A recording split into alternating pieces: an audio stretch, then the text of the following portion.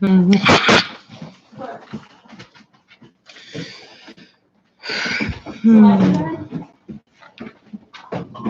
will say it's not the best quality, but whatever. Hello, lovelies. How do I? Ooh, my hair. My bad, y'all. I put too much conditioner in my hair today. Okay, so. All right. Hey, YouTube, there we are. Hello, you guys. Hello. Does anybody remember that from that one show? Hello. All right, so we're going to see what happens. The weather's not like a whole lot better. Let me see if I can even show you guys. Is it possible? Can I show you? There you are. See how dark it is out there? It's only. But you know what? We're going to try. We're going to see what we can do. So I'm going to put this kind of down some so we can cook. And then Savannah's going to tell me questions as I cook. So I'm using a different thingy, a different webcam. I normally use my phone, but it dies, and so I figured we'll try this. So we'll see what happens. So there you go. Yeah, she's gonna read them to me, and I'm going to cook and answer questions. Introducing my daughter, Savannah. All right. Okay. My dog's belly's dropping more and more. Okay. She just got bred 2 weeks ago. Do you think responsible about your questions, answering, whatever, blah blah blah? Yeah. How's Cashmere acting today? Still getting Preacher the cold shoulder? Yes. Well, kind of. I think they'll breed in the next couple days. She did let him today, but because she wasn't quite ready, he wasn't able to stay where he needs to be. Oh my goodness. Everybody's just saying like Savannah Banana. All right. Morning song. Lol is a great family dog. What is a great family dog? A great family dog. There's a lot of great family dogs. It depends on what your family is like. I think that's the more important question is How many kids you have? What kind of family do you have? That'll really give you a better idea. What are diluted colors and what does that mean for your dog's health? Diluted colors are a genetic variation of a color. So, for example, blue is a dilution of black. Blue fawn or Formentino is a dilution of blue fawn. It basically means that the black has been diluted, and so it's less intense. The pigmentation is less. It doesn't necessarily mean anything in particular. Depends on the breed. So, for example, a lot of people like to say that the dilute color is responsible for a lot of health problems, but the truth is the Weimaraner does not have that problem, and they're a completely dilute breed. So how much relevance dilute has to do with the health problems often associated with it, nobody really knows yet. Why is Blondie in the kennel? She ran through some gray water. Yeah, she ran through gray water. Yeah. And she needs to be given a bath, but we don't have time quite yet. We're going to do it later on this evening. And it's real cold too. You gotta be careful. It's water freeze or something. I don't know. How do you deal with male on male hormones aggressions when a female is in heat? I don't allow it. I don't let my as you guys saw with Cashmere the other day, the one time I did let her out with the rest of the pack, it's just not fair to put them out whenever their hormones are like that because they really can't even control themselves. So I just don't let them do it. I just keep them kenneled until their minds are right again, and then I let them back out. Hey, Savannah, no questions.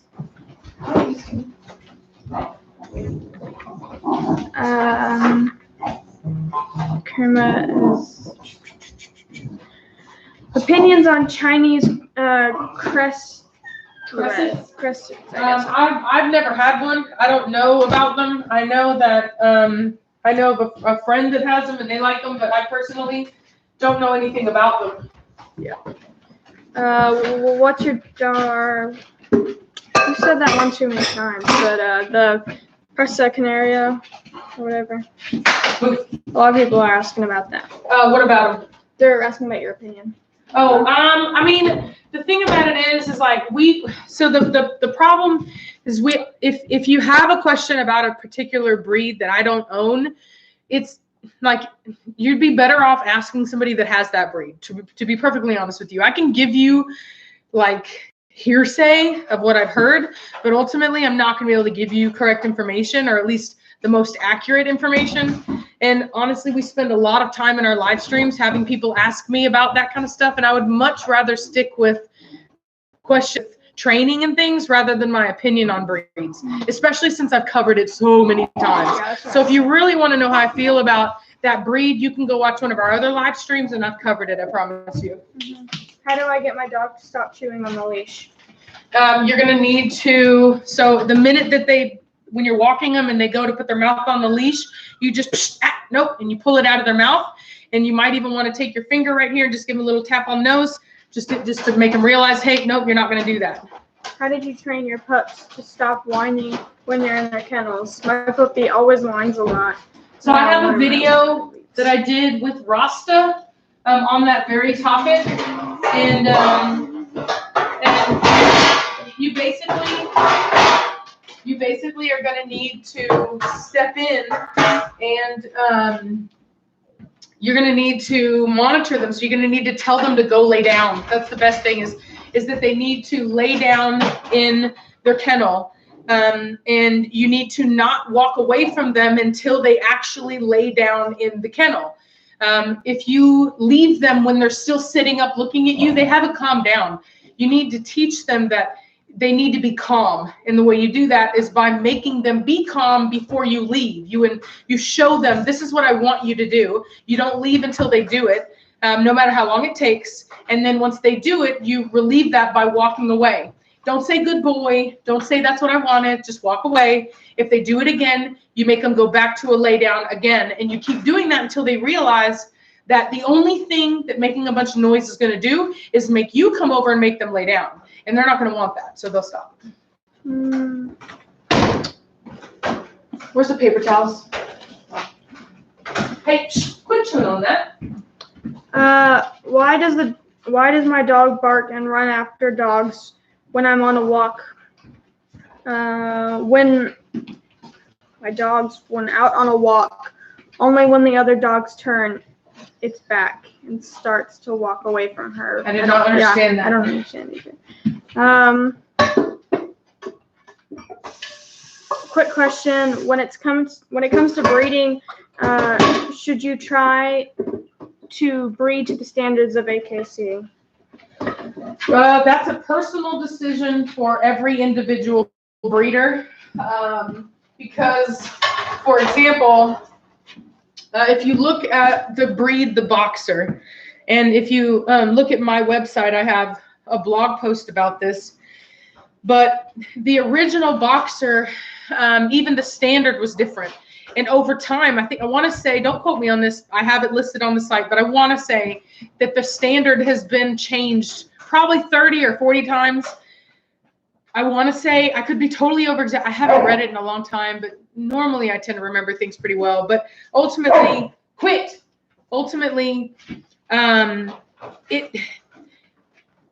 the point of a standard is to maintain a breed, and it's to preserve a breed for years to come. It's a blueprint to maintain the breed. So I don't understand how anyone changes it. How do you change something that you were meant to preserve? Preserve means not change. It means to preserve it in its state. So I personally do not understand how it is that anyone can change a standard of a breed that's pre-existing. Now, if you have a breed that looks exactly like it did and there have been no changes, then by all means, do what you want to do. But if you have a breed that has been destroyed by the show community, by standard changes, then you may not want to. Like, for example, I know that there are plenty of people that have German Shepherds and those show lines, those real slope back dogs, over-angulated dogs. A lot of people are not going to breed those dogs, right? Because it's unethical to breed a dog that is going to break down. So, and in the long run, it's those people that refuse to breed those dogs that are now a part of the kind of rescue for that breed. So I say, if you love a breed, then stay true to that breed. Don't go with fads. Don't go with changes. Find out what your breed is supposed to look like, what it's supposed to do, and maintain that. That's what I would do, and that's what I do. How do I buy dogs from you? You go to your website and you fill in a yeah, you have to fill out an application, and then I also need a phone call.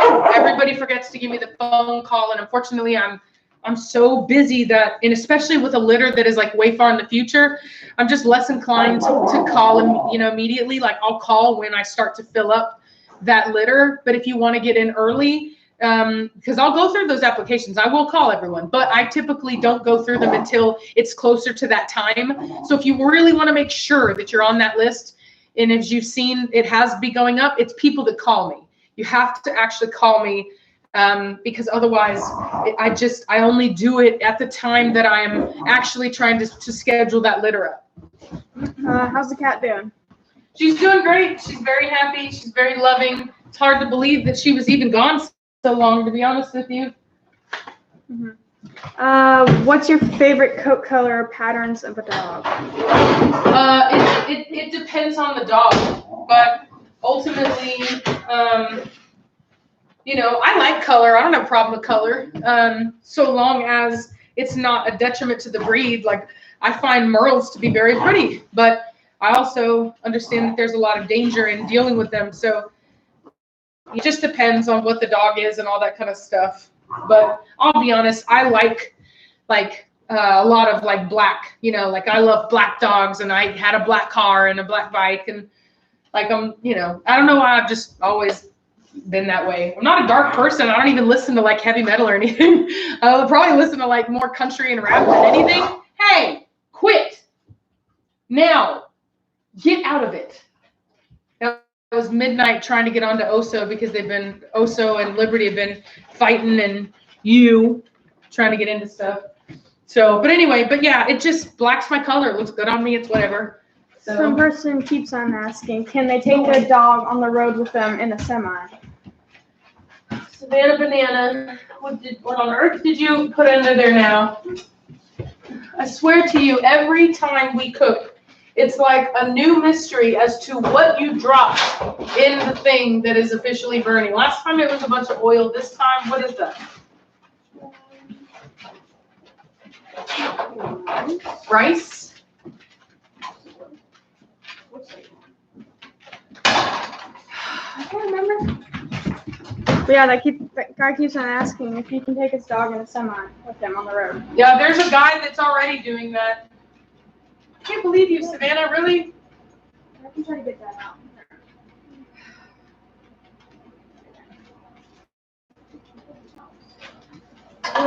And this is why I'm not calling everyone for applications all the time, because I have a 13-year-old at home. I swear to you, it's more work than it is anything else. Move, you guys. Oh, my Lord. Can you guys move, please?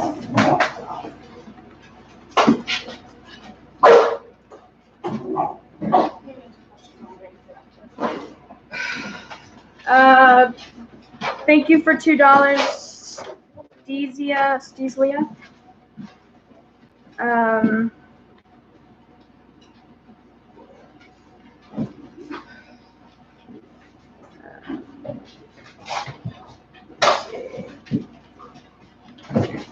What do you do to make your dogs take you seriously?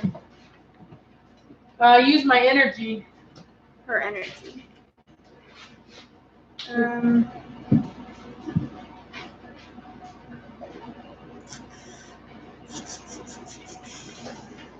Who decides the dog breed needs to change a certain way.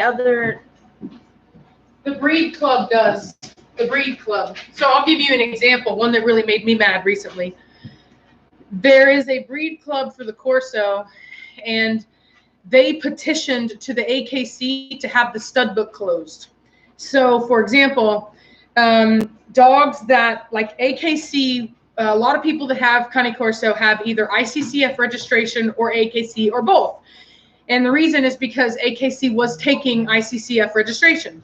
However, now they've closed the stud book. So if your dog isn't already AKC registered, it becomes very difficult to register that dog with the AKC, even if that dog has known relatives. In fact, even if you can trace the dog's whole lineage through AKC, it's a policy issue. So you didn't get in within this allotted amount of time. So now your dog can't get AKC registration. That's an example of, in my opinion, just crap, right? Just like crap. If the dog is purebred, if you can verify that it's purebred, they should take it. It shouldn't just be, well, we just decided to close our stud book. No, honey, this is an issue of main preservation, not an issue of policy. And it shouldn't be that way, and yet it is. And it's just another example of, it's like a breed club is like a little mini government for a dog breed. And I'm sorry, but the last thing a breed needs is another little mini government. And with a bunch of people who have power competing for that power, it's crap. So, it's crap. Now, what is that? I'm not sure about that black stuff. I wish you'd click that. I feel like that was like whenever you were baking.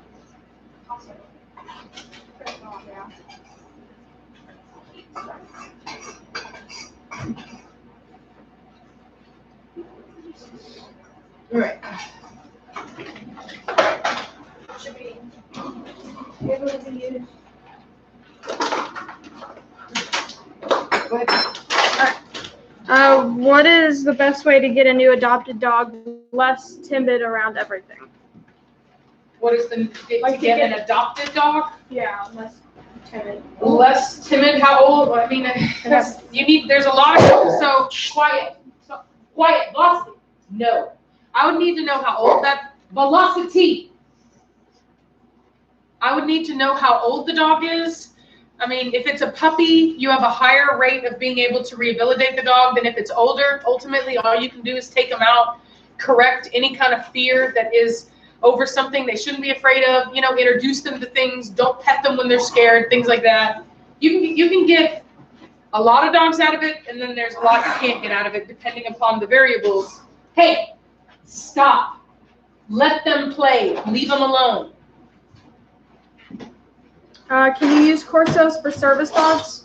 No, on average, no. You should not try to. No. They do not make good service dogs on average. They really do not. They're not designed for it. If you really want a good service dog, then you should buy from somebody who breeds dogs designed for service work. It's not to say that you'll never get a good service dog out of a Corso, but they're not designed for it, and they're not particularly good at it. How do I get my male Great Dane, who's a service dog, to stop dominating other male dogs at the dog park? By not letting him, dominate dogs at the dog park, you're going to have to correct him. You're going to have to correct him the moment he realizes another dog is over there that he wants to go attack, or dominate. So you have to cut him off the minute that he starts to make that decision. Preferably, like with my dogs that I know are like that, I'll be watching them because I already know they're going to do it, and I will just wait for them to get the idea, and I'll see it. You'll see it cross their eyes. You'll see the level of excitement change in their face. When you see that, you know that you need to tell that dog, hey, he needs to know that you're watching him and that he's not going to do something that you don't want him to do. Now, then you have to back it up. You can't just scream and yell and this and that. You have to use your words, and if that doesn't work, then you need to physically bring the dog back, put him in submissive. You need to do what you need to do to make sure he understands you're either going to do what you're told or there are going to be consequences. But what you're not going to do is go and dominate these other dogs. And the minute he realizes that's not an option anymore, he'll stop. Besides training, well, never mind. Can you recommend a dog trainer? Now. Can you recommend a dog trainer on YouTube? No, because I really don't. I said no. Lie down, Blondie. Because I really don't. I don't usually watch dog training videos because I don't need them, I guess. So there's one guy that I watched that that I kind of liked, but the problem with him is that he's all about e-collars. You know what I'm saying? Like, and I personally, even though I don't think that e-collars are evil or anything, I don't think that people should rely heavily upon them. I think that people should do everything in their power first, and if you really can't do it, then get an e-collar. But personally, I don't like anything that's unnatural. Everything I do about my dogs is an imitation of what they already do. And I don't think there's anything necessary needed more than that, than what they already do. I always say, what would Cashmere do? What would she do? If you are willing to do anything that Cashmere is willing to do, you're going to be perfectly fine. Thank you, KVDDV, for $9.99. Thank you. And they said, how can you explain to us how to teach your dogs not to jump up on you? I mean, me personally, I will, when a dog comes up to try to do it, I will actually, because Blondie used to do it, I'll kind of catch him in the air and just kind of, bam, put him down real quick in a submissive posture and give him a very stern no. That way they know not to mess with me again. Let me just say this. It's a lot better to kind of surprise a dog and give a little bit more firm correction than you would want in a situation like that, because it's an excitement and also a habitual thing, because of the fact that if you don't, it's just going to keep happening. They're not going to take you seriously, and they're going to keep doing it. So at a certain, it's kind of like playing a game with your kid. It's one thing when the kid throws the toy down, and then it's like a toddler, so you pick the toy up and you give it back to them, and they throw it back down again, and you pick it up and you give it back to them, versus if your kid was to try to run out in the street real quick, right? Like, the correction you give to your child for something like that is going to be much different than the correction you're going to give for throwing your toy down repeatedly. And that's the difference of level of correction that I'm talking about. People are commenting on Preacher looking at your hand. He's just watching you the entire time. What's for dinner? She's making spaghetti, right? I am making my version of spaghetti. I know that there are people from Italy that watch this, and I just want you to know that I apologize beforehand. This is just what we make here. It's not particularly a Texas thing. It's a me thing. Nobody's ever made this. I've never seen a recipe for it, but it's what I like.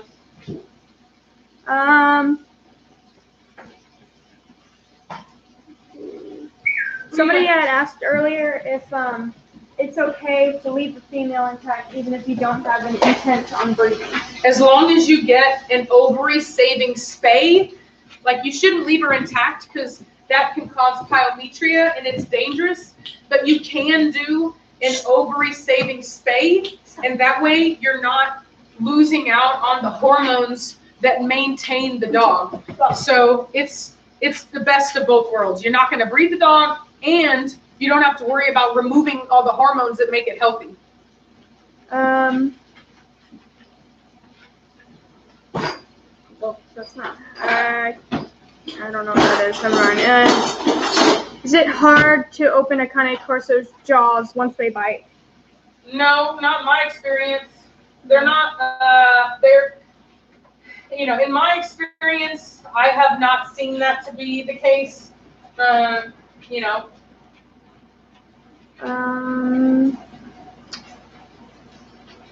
I mean, I also haven't had a dog fight either. Yeah. Not here, not with these guys. Yeah. Best way to keep a big dog in a small apartment when you're at work. In a kennel, unless you can train them to be out. If you really want to try to train a dog to be out of their kennel when you're at work, I highly suggest getting a security system that you can talk through, putting the camera somewhere that the dog might think you are. Like if you have, you know, a living room, maybe the dog's in the living room, and then you could put the camera kind of by the bedroom, maybe. That way the dog thinks that it's possible that you're in that room or something. And then whenever they get up, it's better to have a motion sensor on it. So when they get up, because usually before they start tearing stuff up, they start to pace, and then they start to howl and bark and, you know, kind of throw a tantrum. So if you can get them before they actually get to like tearing everything up, then you're usually fine. There were a couple times where I caught Cashmere after she had already grabbed a pillow and was like, "Rawr," like trying to tear it up. And I jumped on and I was like, "Oh, you're a bad dog, Cashmere." And she looked up and she was like, "Oh crap, how does she know?" And then she got all sad and went and laid on the couch, and she was like looking around like it was hysterical.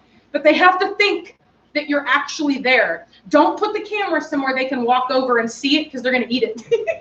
Thank you, the Mexican, I guess that's how you say that, for $2. Thank you. Is it normal for my dog to be aggressive to other people during pregnancy? Not necessarily to people, but to other dogs, sure. I mean, anytime you have a higher amount of hormones, it tends to make emotions run higher. I just wouldn't tolerate it. I don't let Cashmere get away with her hormonal fits. I still get onto her. I still make her behave. Now, it's harder to do, as you guys saw in that video, but she still does listen. And even Preacher, if I tell him to get off her, buddy, he's getting off. I don't care. Like, hormones or not, you do as you're told. And if you maintain that, you won't have a problem. What kind of question is that? Yeah. Somebody said in all caps, what would you do if you woke up tomorrow and all of your dogs turned into Chihuahuas? It would be a very, very, very sad day. Very sad day. I guess I would have to, like, first of all, I wouldn't believe it. I'd be like, who took out my Connie Corso and left all these Chihuahuas? They would have to prove that they were my dogs. I'm not sure I would just believe that. Wake up. I mean, they'd probably wake us up with yapping, just good breeders in Canada. I don't know of any, sorry. Okay. Do you support animal rescue? It depends which one, really, right? Yeah. So, you know, get out of it. Do I support animal rescue to an extent?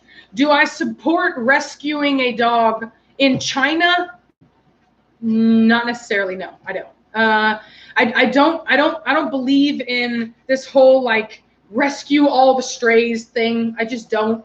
I borderline have mixed feelings about it even here in America, because what you're doing is you're rewarding behavior from backyard breeders. They don't have to deal with any consequences of their behavior because they know that you guys will take those dogs. So when they get litters or whatever that they don't want, or maybe they produce a really messed up dog because they're horrible breeders, yeah, block them. Then you have to, on my phone is fine. Then you have to, then there's somebody that will take it. And so I don't want dogs to suffer and die, but I also don't see a solution to bad breeders by taking the dogs and taking care of it and fixing all the mistakes that they've made. So, you know, and I don't believe in bringing dogs over from other countries, stray dogs. You know how many real, like not real, but like dogs that live here in America that are loved and already have homes were killed because of dogs that came over from Korea, China. I think it was like, I think that Vietnam, I think, was another place where they came in. You can look it up. It was all in the news, because rescues don't have to go through the same quarantine protocol that a pedigree dog does. So they brought in these you know, forms of disease that our dogs were not already immune to, which is completely common. I don't care if you're a person and you go to another place in the world, you are not immunized to what they have over there. So you can get stuff, and it's the same thing with the dogs that come here. So I'm all for when a dog here needs a home, people helping out, right? The same way that like adoption is. But I think that when you incentivize that, there's a whole lot of rescues that have been in trouble because they've been, you know, it is now a profit-driven thing. There are, you know, there are people, there's not there are people that have their lives built on the shelter thing. They get nothing out of there not being any shelter animals because they lose their jobs. You think the director at a shelter wants overpopulation to be over? Why? Where's she going to get a job at? Where are all the people that work in shelters going to get a job at if there's no more shelter dogs? So that's why they're bringing them in from overseas. I'm all about balanced and logical stuff, but at a certain point, things start to get haywire, and that's whenever I'm not supportive of it. That's just me personally. Thank you, Fishy Baby 92. What's your opinion on barracuda dogs? She paid money for that. On what? On killing dogs? No, Buricon dog. I don't know how to say B-E-A. Buceron? Yeah, Buceron. So I probably said that wrong, but I knew what it was. I mean, as far as I know, they're a protection breed. I've heard really good things about them.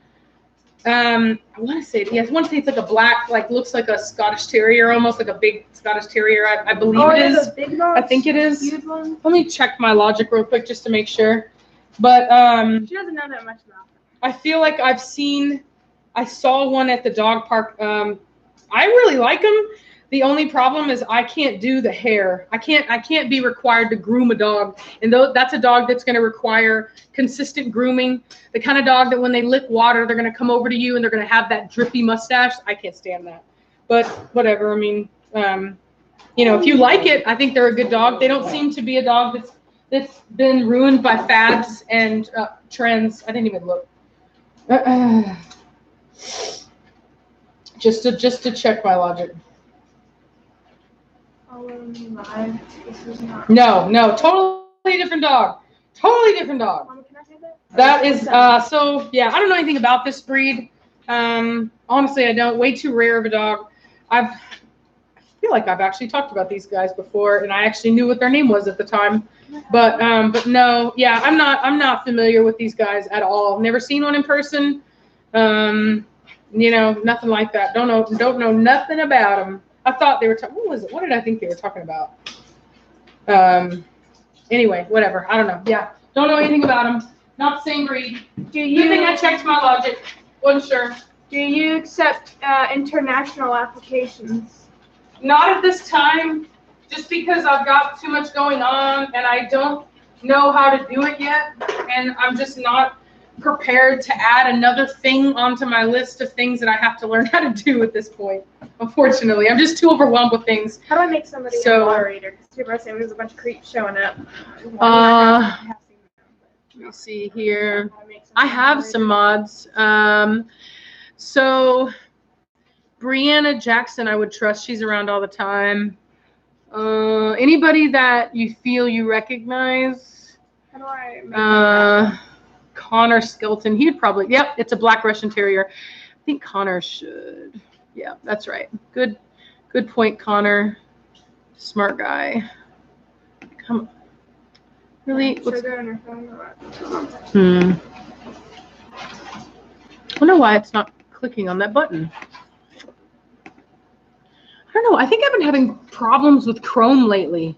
Anybody else having problems with Chrome lately? You push buttons and it doesn't work? Let's see here. Oh, sorry, $9.99 from Jenny Boots.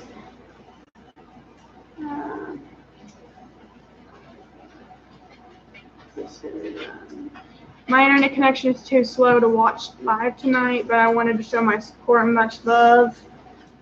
Thank you, Jenny Boots. You can't do it? I don't know how to do it. It won't let me. It won't just let me. Let me figure out how to do it. How to make a user and admin on YouTube. On YouTube, sign in as the owner. Are you signed? I bet you that's what it is. I bet you're on my other account and you're watching it from there. Nope, you're not. All right. So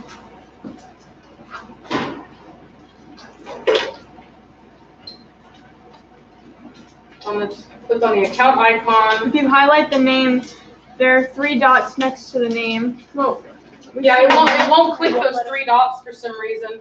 I keep clicking them and nothing happens. That's what I mean by it not working. For some reason, Chrome has not been working for me.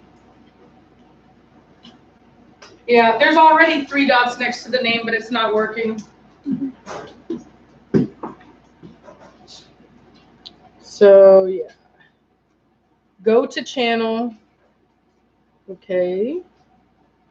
Settings, maybe? Nope. That really blows. Sucks, I should say. It sucks. That is so weird. That is so weird. Come on.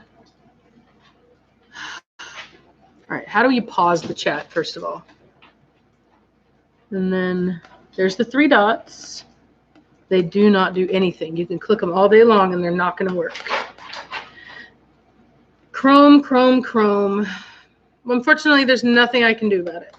I cannot make anyone an admin, and I cannot touch those. The 3 buttons are there for everybody, but when you click them, nothing happens. So, unfortunately, nothing I can do. So, You may have a virus. come on, work. No, it's just Chrome, dude. I don't know why. Chrome used to be so reliable, and now it's not anymore. I've been having this problem a lot. Yeah, nope, sucks. Nothing you can do about it. That's really bad because what sucks about, yeah, exactly. You can't delete the comment. You can't do anything. Wow, that can't be right.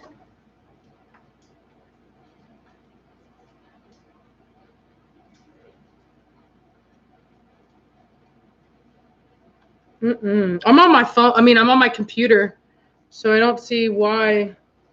But yeah. Top right, click your account icon for your studio, and then click community comments next to the user. Let's see here. Creator Studio. Community. Go check on the bacon, please.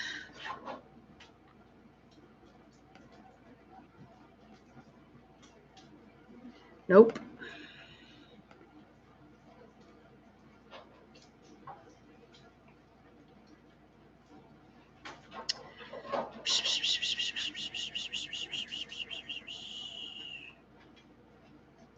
Subscribers, community settings. I have moderators.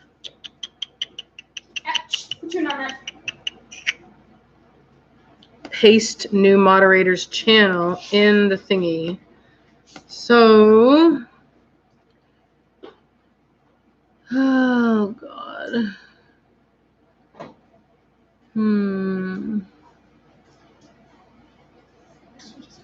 Can you tell how hot I am? It is so hot in here, and it's 68 degrees. It's off. I turned it off because I didn't want to, I didn't want to worry about it. Yeah, I can't touch anything on that. Come on.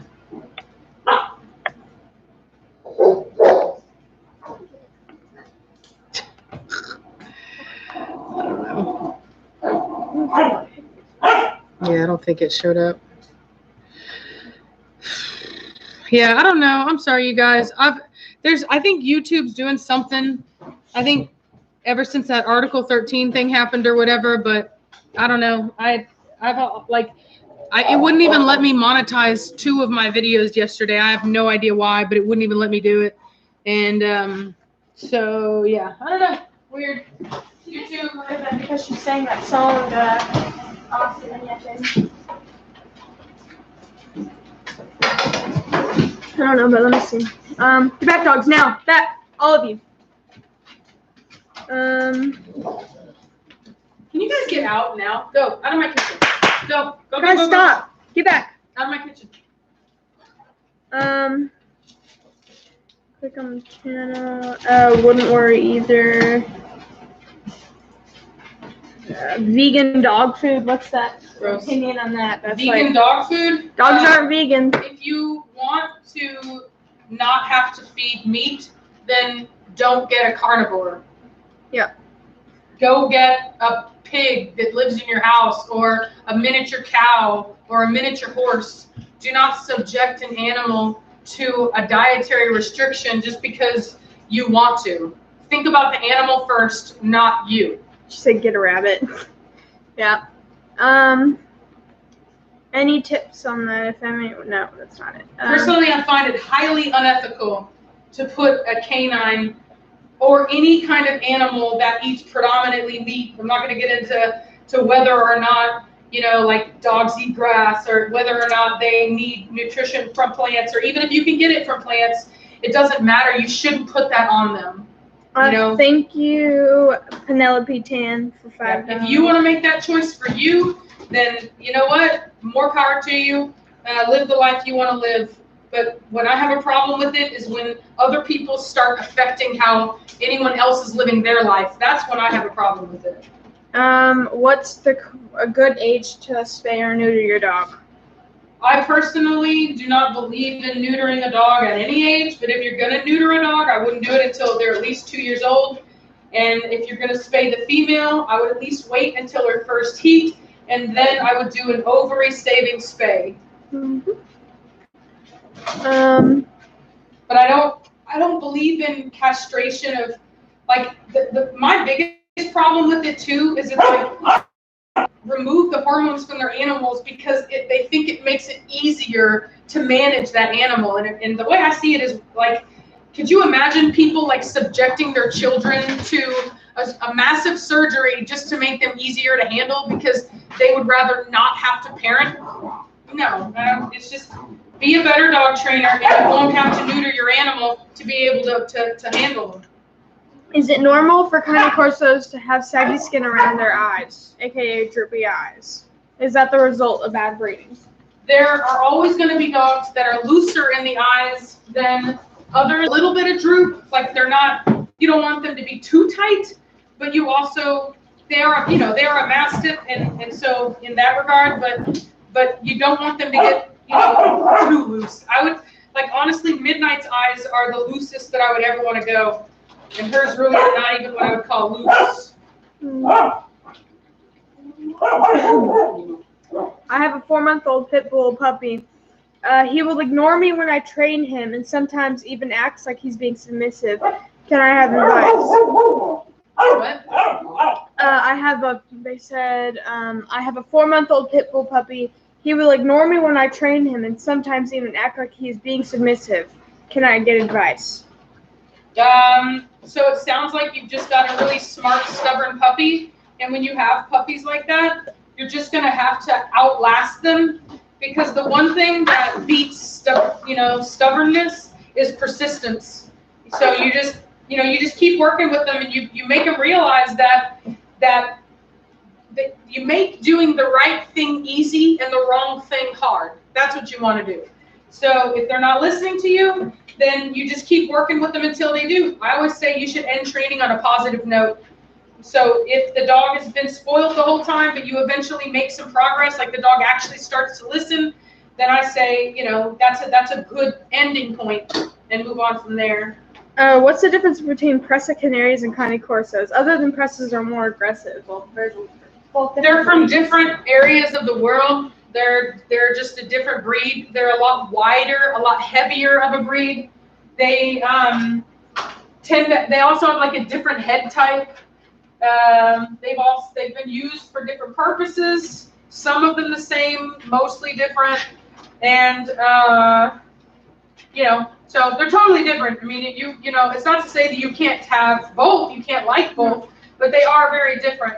And whereas the Cane Corso, typically you have to worry about hip problems. In my experience, from what I've seen, the elbows on the dogs are very bad in the presses, from what I've seen. So way too just like that. Anytime you get this going on, you're gonna run into front end problems. Can you leave where'd that question go? Can you leave a dog in a kennel from 8 a.m. to 5 p.m. all day long every day? That's a bad life for a dog. I mean, kind of. you know, I don't know. People do it all the time. So whether you can do it or not, I don't even think is a question. People do it. Somebody said, Natalie, no, get a You know, rabbit. I really prefer to not have to do that. I prefer to train my dog to be out. And I think if that is the kind of life you lead, then you should probably provide more than just a small little kennel. You know what I mean? Like you should actually provide like a larger, almost like what they call a kennel run, something like that. Somebody said for them to get a rabbit. Yeah, exactly. Instead of a dog. Yeah. Let's see. Do you think it is possible for a Cane Corso to get along with two bunnies? Yeah, I mean they can. I'm telling you, they'll do whatever you want them to do as long as you make them do it. The question is, it's like the way I always say to people is the reason my dogs don't fight is because if they want to fight, they have to get through me first, and nobody wants to fight me. So that's kind of the mentality you have to have with your dog over the bunnies. Like those are your bunnies. Nothing happens to your bunnies. And if the dog truly believes that you'll back that up, then he won't mess with your bunnies. Move. Your opinion on the saying, it's not the breed, it's the owner. That's not always true. I used to believe that. For many years, I believed that. But that was until I got into breeds that are bred for protection work. Unfortunately, when you have a breed that is bred for protection work, you oftentimes get dogs that are people that can't tell the difference between a scared and reactive dog versus a confident dog. And unfortunately, scared reactive dogs come off as very protective and you know, good dogs, but they're, you know, reactive. So you really don't want that. But it's just hard for people, I think. So anytime you're dealing with a protective breed like that, you run into dogs that have a weak temperament. Oh, okay. Yeah, every time Savannah's got to do dishes, she never does it. Breyer horses are the best. Yes, they are. I do have Breyer horses. Yes, I do. I like them. I love them. I collect them. Owning. Your opinion on owning a Cane Corso when there is a little 3-year-old. So I have got puppies that live in homes with kids all the time. It's not a big deal as long as you maintain boundaries. So this is not a Labrador or a Golden Retriever. They are a protection breed. They deserve respect. So your kids, you know, trying to scare them. Don't have your kids jumping on top of them. Don't have your kids, you know, like, the dog needs to know who is above them, meaning that, you know, like if you if you are maintaining healthy boundaries between the dog and the kid, you really shouldn't have any problems. It's only whenever people have kids that have no self-control, that's whenever you really run into problems. Bye, Jenny Vix. Let me see. Somebody keeps on asking CBD oil for pets. People give it to their dogs that have seizures. You guys, quiet down. Your opinion with traveling with only one dog every time when you have a pack at home, or is that favoritism? Well, you travel with preacher. I travel with a lot of dogs, and I don't. They're not my children, so I don't believe in favoritism. They don't know any different. It's not like one of them knows, like, oh, she doesn't love me, she didn't take me. That's not how dogs think. So I'm not going to take it into consideration because that's not how dogs think.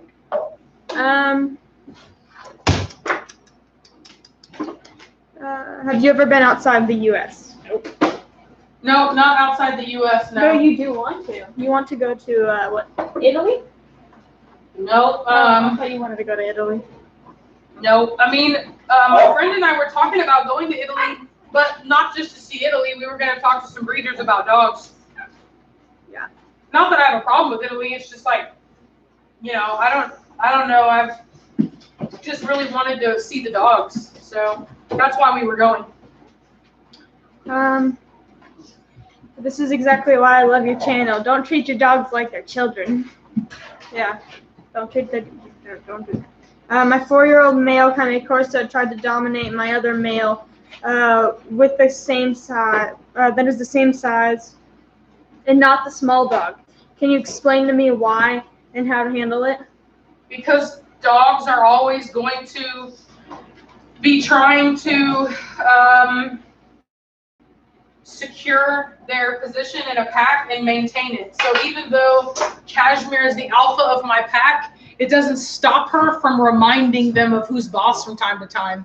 So it's up to you to tell that dog to not dominate.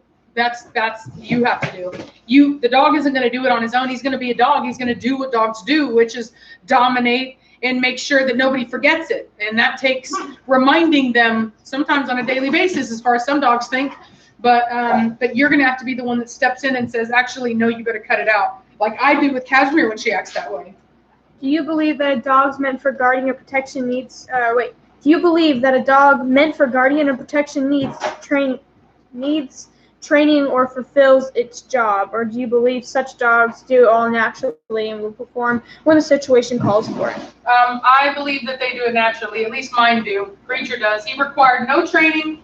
I had some people that had like bite work dogs, and this lady, of course it was on Facebook, and this lady was like talking down to me, telling me how it was dangerous for me to have a protection breed that wasn't trained, and how one day my dog was going to turn on and I wasn't going to be able to turn him off.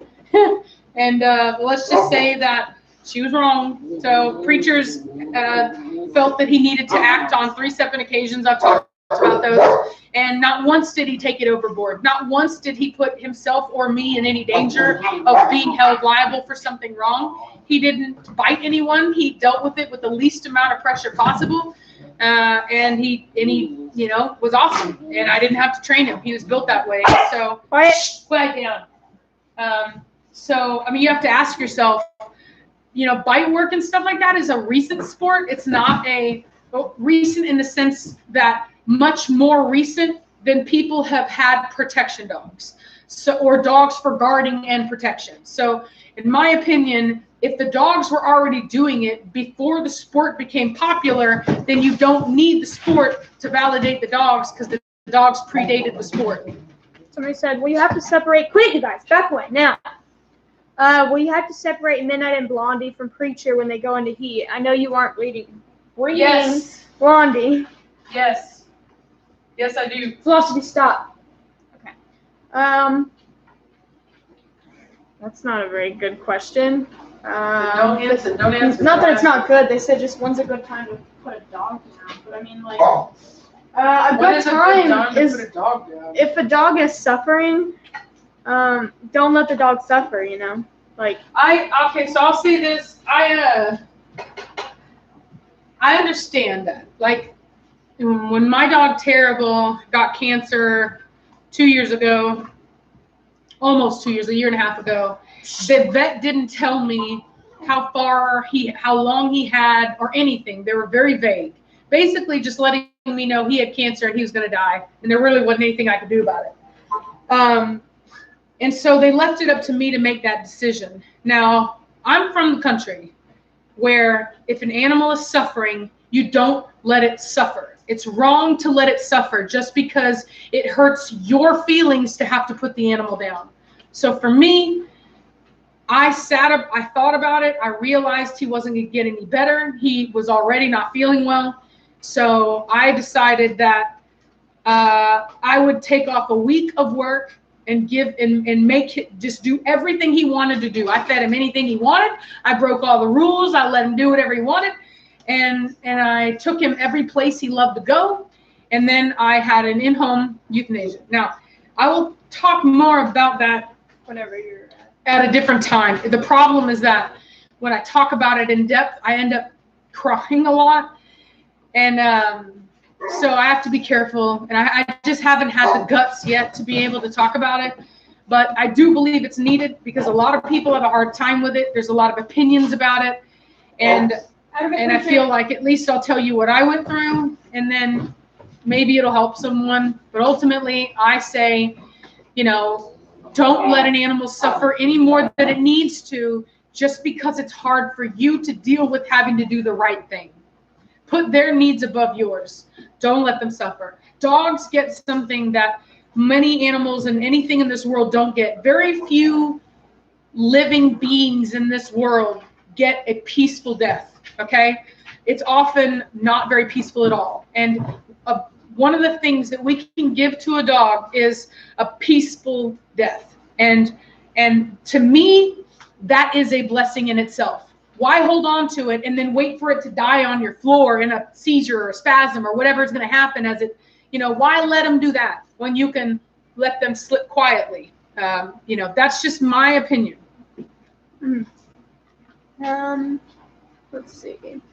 How do you feel if you bought a breeder? It says, what do you do if you bought from a breeder and they gave you a very sick puppy and they won't refund it or give you another puppy? So you don't. So that's a tricky one. Let me be very. Okay.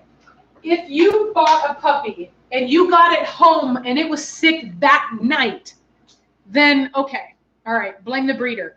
But if you got a puppy and you took it home and it got sick, after a week or two, that's not the breeder's fault.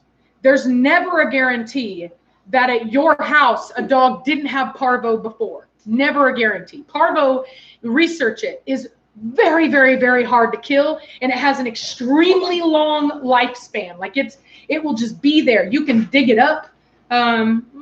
It's just one of those things where it's very dangerous. And unfortunately, when you take that puppy home and you put it on the grass, or I've had people buy dogs from me and take them on walks and stuff. If you're walking that dog out in your neighborhood, you are risking that dog's life. Until it's had all 3 of its shots, you're risking its life. So a lot of people want to blame a breeder because they get a dog from somebody and then a week, a couple days down the road, the dog gets sick. I had a guy way back when I was breeding pit bulls, didn't listen to me and thought that the shots were the wormer. The dog got sick. I'm talking like months after I sold the dog, and he tried to tell me it was my fault. No, it's not.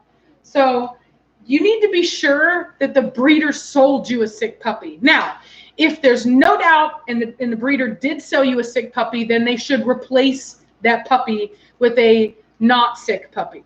That's what they should do. Let's see. Is Blondie an Aries?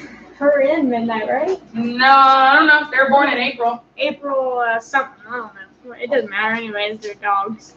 Let's see. How do you know if your dog sits on your feet? How do you know if a dog that is sitting on your feet is in protective mode? Because usually they take up position at your feet. It's not necessarily laying at your feet. It's more of like they'll stand there and like look at everything, and they're like eyeballing everything, and they're doing what we call a mad dog look, which is just where they're giving everybody the eye, and they're guarding. Yeah. So, but another problem is what Velocity does, where she sits up to it. So like, Velocity will do that. Velocity will try to guard. It's really just a form of resource guarding, because you're the resource and they're trying to guard you, but you can't let them do it. If you notice it, what I do with Velocity, the minute she sits down and tries to do it, I make her go lay down somewhere else. Because she'll growl at the other dogs to go away. And it's you just make her go lay somewhere else. Like, no, you don't get to guard me. If you want to be by me, you have to behave. If you're not going to behave, you can't be by me. Is Blondie going to be fixed? Yes. She's going to have an ovary saving spay. We will keep her ovaries. We will remove the rest of it. That way she still has her vital female hormones that maintain her bone density and all of the health for her body without any need to worry about her producing puppies.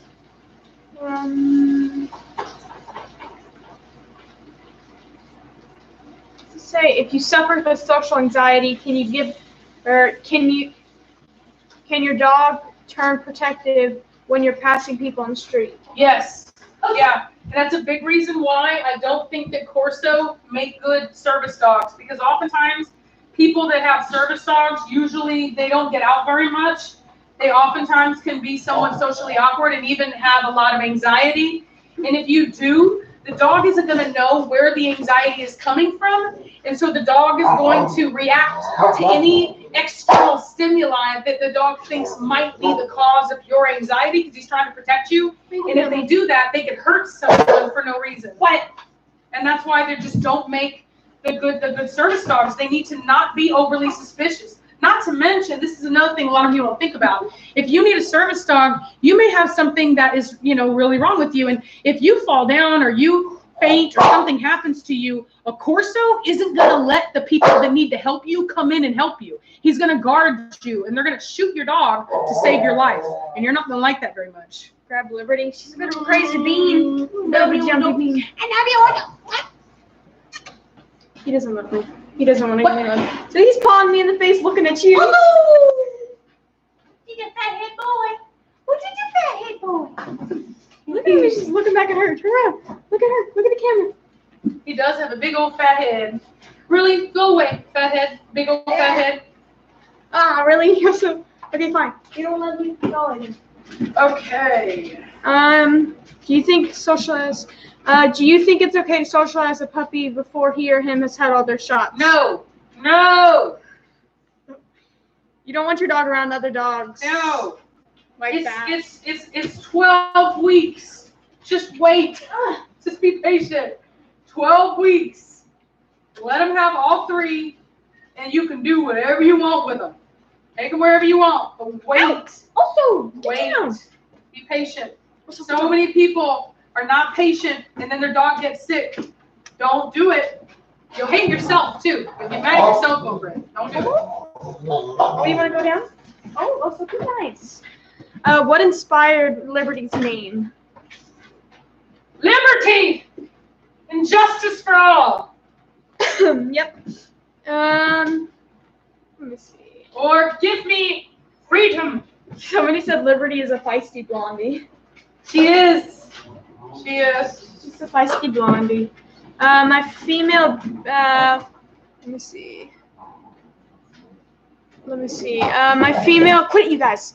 Belgian Malinois, Anatolian pit mix was fixed by the rescue at 7 to 8 weeks, and she seems like she's stunted in growth. She's 9 months old. Do you think this is because they did it so soon? Yes. Yes. It's no different than like for example, I don't care what your feelings are on the matter, but if you do any research onto transgender stuff, they talk about how when males take female hormones or when they get off of testosterone, it affects their bone density. That's why, for example, whenever Fallon Fox, which is a transgender boxer, whenever she was fighting women, people didn't see a problem with it because to them it was no big deal because technically her bone density should have been more like a woman's. So if you look at the science on that kind of stuff and you take it away from animals, then you'll know that, preacher, get out of it. Then you'll know there are actual changes that happen to a body when you either add hormones or remove hormones. And dogs are mammals and they have those hormones and they're going to have the same things happen to them. So maybe not exactly the same as a person, but ultimately the same kinds of hormonal, bone density and muscle mass and things like that. They're going to change, which is why, in my opinion, male dogs that have been neutered, to me, often look like females. They get very soft muscle tone. They tend to lose the tuck up and they get a flat belly like that, and they tend to kind of widen out a little bit. In my opinion, that's, even in cats, like the cat that I'm buying is going to come neutered. She's going to neuter him at a very young age. And it's like, all right, whatever, because cats are small, but she was very clear with me. He's not going to get the big male cheeks that his dad has because of the testosterone. So you are messing with the chemistry of that animal. Whether or not it has a negative health effect, I don't know about cats, but I do know about dogs because there's a lot of studies on it. All you need to do is Google it. It's very widely known right now that when you neuter an animal, even when you do a full spay on a female, you are running the risk of increasing their chances of cancers and other growth issues.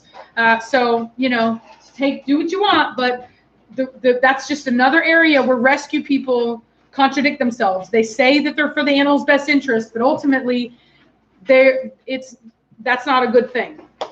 Somebody said, Liberty seems to have a bit more saggy skin than your puppies. Do you believe it'll get more firm as she grows? Yes, she'll grow into it. She's just a big puppy. She's a very big puppy and lots of skin. Nothing about her lineage or her parents is loose and baggy. So she should not end up that way. At what age do you stop breeding, Preacher? Cashmere, quit! What's up? At what age do you stop breeding, Preacher? You can breed a male until it can't breed no more, and even then you can save it and freeze it and use it later. Yeah. Where are you located? Which I'll probably do with Preacher. In Austin, outside of Austin, Texas. Yeah. That's maybe. You know what? Wait, that. Do you dogs react to changing human hormones? You're doing it. How do dogs react to changing human hormones? I haven't noticed a change other than like in pregnancy. I have noticed that dogs can pick up when you're pregnant, and they will actually be more protective. But that's the only kind of change that I personally have noticed. So I've heard of male dogs, even male horses responding to females, like women that are in their cycle. But I personally have never seen it. But it might be just because I maintain really good boundaries with my dogs. Like I don't let them get around me like that. But I don't know. I mean, I've never seen it, but I've heard of it. When it's a horse. I've read somewhere that they said if a male horse drops around you, that you should be watchful. That may not be true, but I've heard that. Somebody said, Savannah, how did you choose to keep Blondie? Well, I mean, it wasn't She really a didn't. choice to keep her. I mean, I gave her Blondie. She didn't. I think they meant after we found out that her hip, or I guess maybe they didn't mean to choose her, but yeah, choose to keep her or whatever. Because we were already going to keep her. She was never going to be. The only reason that I even had her tested was because so many people on the channel wanted puppies from her. Had nothing to do with me thinking that she was going to be breed quality. In fact, as many of you know, I called out Blondie's movement when she was 4 months old. I don't ever want somebody else to call out my dog's issues like that. You know what I mean? I want to be aware of it. I want to see it. I want to know it. And I want to be honest and be the first one to tell you. That way you don't think that I'm just, responding because somebody else did. I'll let you know. If I don't think a dog's breed quality and I produced it, I'll tell you so. And I didn't think so, but I was willing to let it go because she did start to mature a little better as far as her headpiece is concerned. And her temperament was very ideal for people that are new to the breed and maybe couldn't handle a dog like Oso or Liberty or Preacher. How do you make your puppy buyers spay or neuter? And I don't make them spay or neuter. We just require they don't breed. Yeah, so it's one of those areas where it's and I'm sure it's what the rescue people do, right? So the rescue people think that the individual dog, their health isn't worth the risk of overpopulation. So they will spay and neuter at a very young age because to them, the worst thing that could happen is that dog could be bred. For me, I'm just a little different, I guess. I personally am responsible for these dogs. I raised them. I've oftentimes bottle fed them or helped out. I've been there from day one. I personally cannot require that people do something to my puppies that I know could very well jeopardize their health in the long run. It's not something that I can do. I do have contracts. I do ask that people do it, and I screen very heavily. If I think for a second that you're the kind of person that's going to lie to me and tell me that you're not going to breed it, and then secretly you're going to breed it and sell the puppies on Craigslist for $500, I'm not going to sell you a dog. And on top of that, if I find out about it, best believe I'll show up at your house and take that dog. And I'm not playing. I mean, it's required that you give the address too. Yeah. Don't mean to scare you or anything, but anybody who buys a puppy, she has your address. Yeah. And I look it up too. Mhm. Don't give me some random address because I'm gonna look it up. I'm gonna see. I'm gonna find out the property records. I'm gonna do stuff like that. I'm not. It's just Like ridiculous. one person said that they lived in a house, they gave an address, and it showed up to an apartment complex. Yeah, I've had that. Yeah, I've had that happen. And honestly, if I catch you in a lie, I'm not even gonna. I literally won't even talk to you again. I'll just block your number. Thank you, KBGTV, for $9.99. Thank you. Who was Liberty's breeder, and do Liberty's parents have nice temperaments like Liberty? So Liberty's breeder is Valencia Cane Corso in Virginia. It's owned by a good friend of mine. Her name is Reese, and she actually has a female puppy available right now that is a direct sister to Liberty. She's a gorgeous brindle female. I mean, beautiful, beautiful dog. So if you're interested in possibly getting a puppy, just understand that these dogs are not cheap, and in particular, the lines that she has are like, genuine. She has I want to say, don't quote me on this, but I'm almost positive that she's got some world champion dogs in it. So her prices are more expensive, but that's because her pedigrees are a lot more, in my opinion, going to be, better than what you find here in America mostly. So, that's all I would say about it. But she's a gorgeous puppy. The breeder is amazing. She raises them inside. So yeah, I love her. And I couldn't be happier with Liberty, truthfully. Somebody keeps on asking, why are you angry? But you're not angry. Not angry? Welcome to my world. I have a resting bee face, and I have a loud projecting voice where people often say, why are you yelling at me? And I'm like, I'm not yelling at you. You don't want to hear what it sounds like when I'm yelling at you.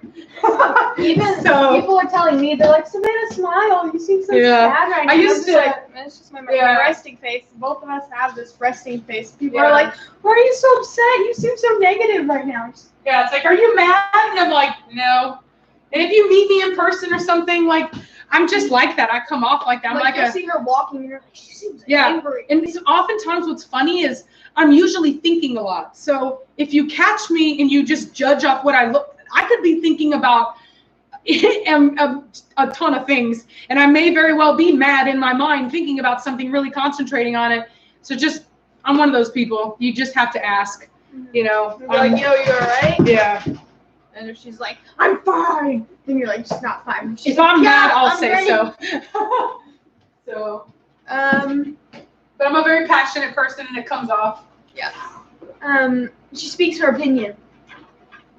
That, she's not scared. Not always, but she's not really scared to just be like, speak the truth and what needs to be said. In my opinion, if you say what needs to be. But let me see. Why am I angry? It's like the story of my life. Why are you angry and why are you yelling?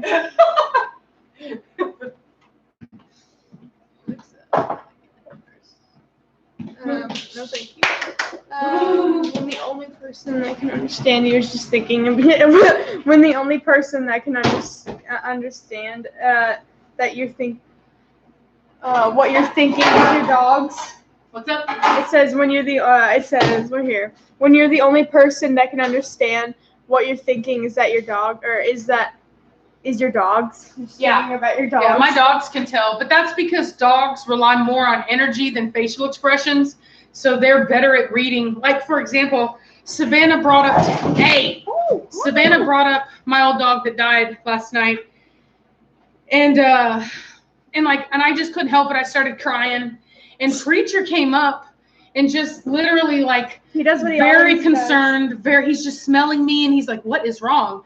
And just, came and laid his head on my lap. So even with all these emotions. Yeah, he knew that I was very sad. And so it's just, they pick up on energy, which is why I say when you're disciplining a dog, you can't just go through the motions. You have to mean it. If It's not about hitting a dog or anything like that. It's the energy. They have to know you mean it. It's no different than when you go in a classroom, you know, this teacher I can push around. This teacher I cannot push around. The teacher didn't walk up and slap you in the head to let you know that. You could tell. You could read their body language and you knew, ooh, God, that's not one to mess with. Dogs are the same way. You just need to project the right energy and you will get more respect. And that's the truth. Thank you, Heidi the Corso, for $10. They said, do you health test anything besides hips, like cardiac, eyes, eyebrows? Also, would you ever post your dog's pedigrees? So I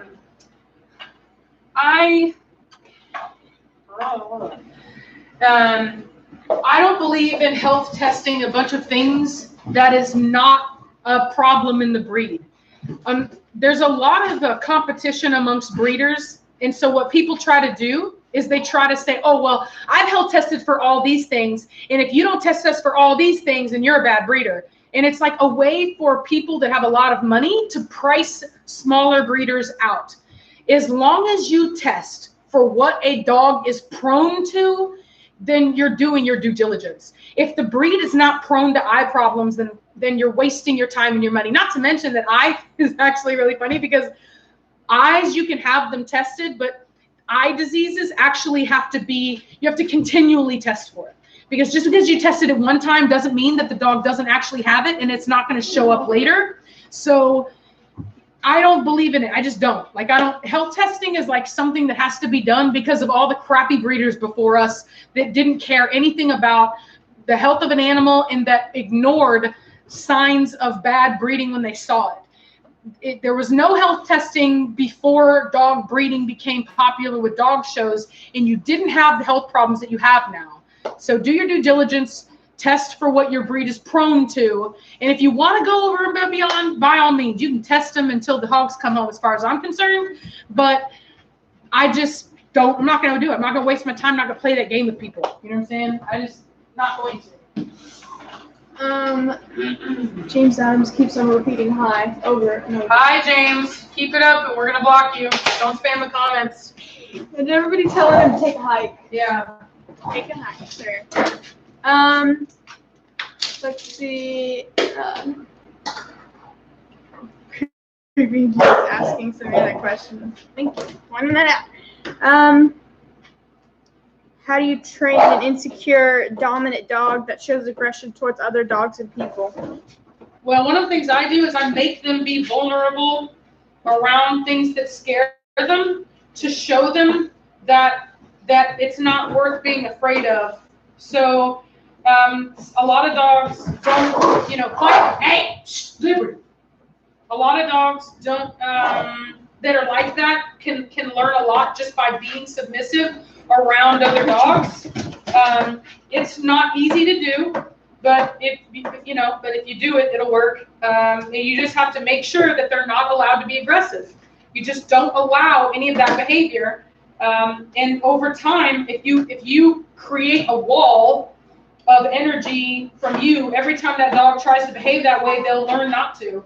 But I will say that it has to be done within a limitation, because when you go to a dog park, there's a lot of disrespectful dogs there, and it's too much to ask of any dog, especially one with fearful behavior, to have to learn to be okay with other dogs when they're insecure around a dog that is going out of their way to dominate and take over them. That's just not right. So get them around.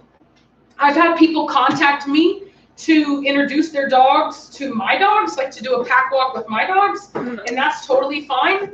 But you just want to be careful, because it's like if you have a child that's afraid of dogs, well, you would take them to be around happy, friendly dogs, but you sure as heck wouldn't take them to be around really aggressive, mean dogs. Not if you wanted them to be okay with dogs. So it takes thinking like that.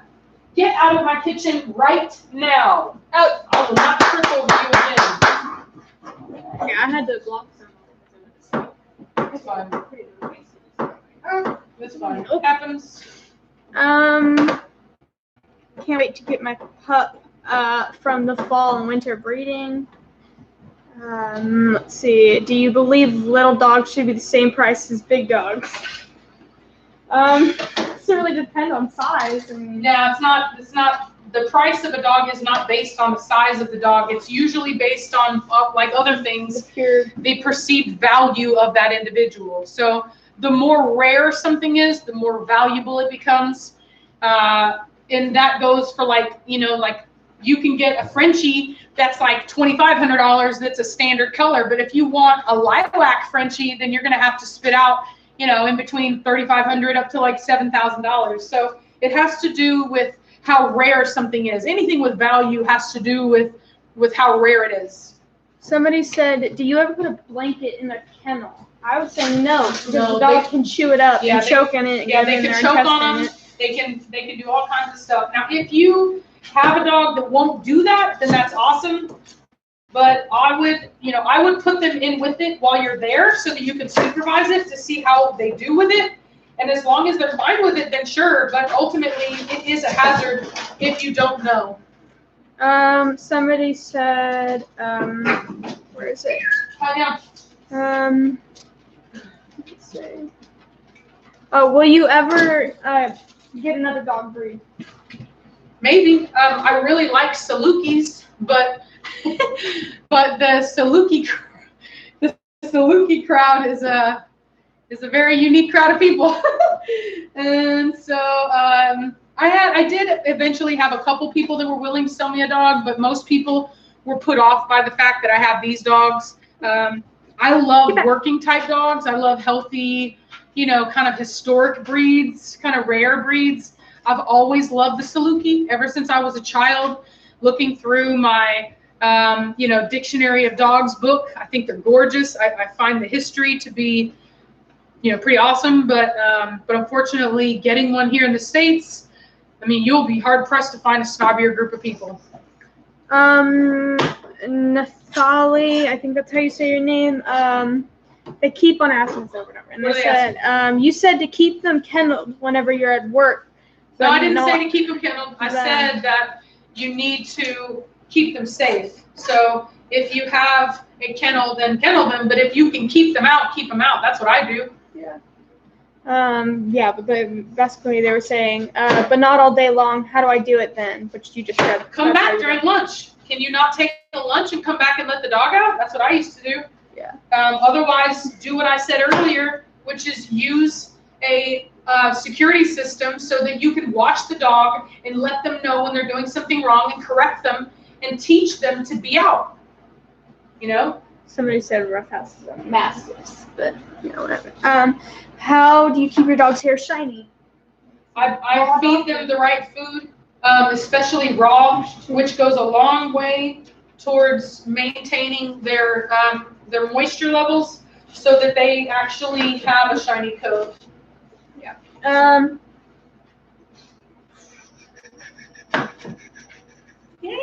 My goes to the edge.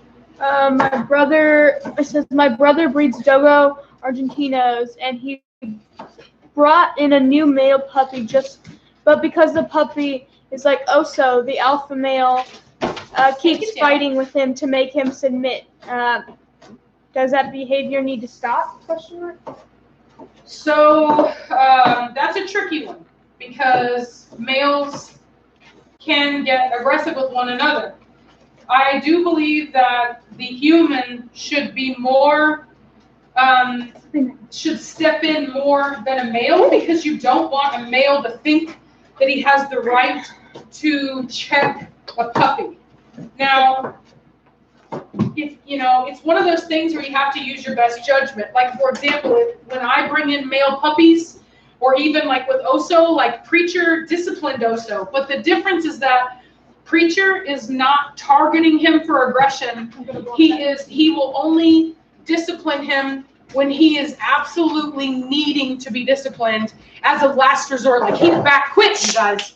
He backs up everybody else, or Cashmere. That's the difference.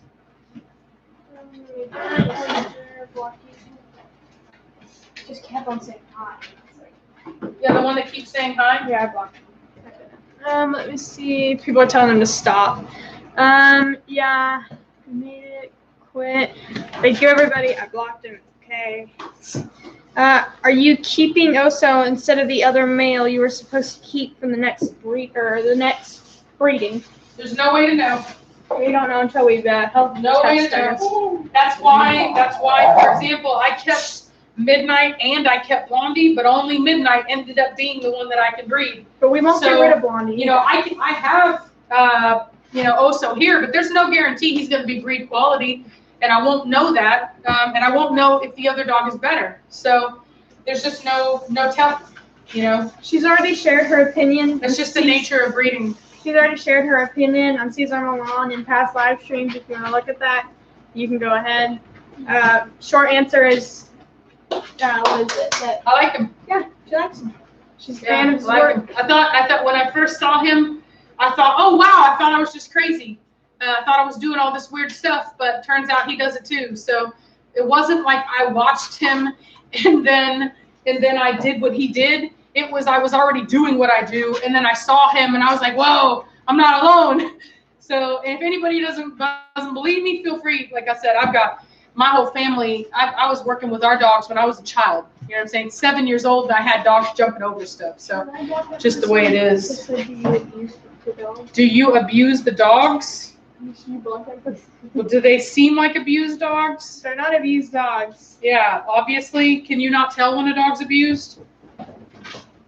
I guess you should tell them what sign that a dog's been abused so that they know and they don't give them like, oh. No, because that can easily be overanalyzed. Any dog that has a shy temperament or a weak temperament will oftentimes act like an abused dog.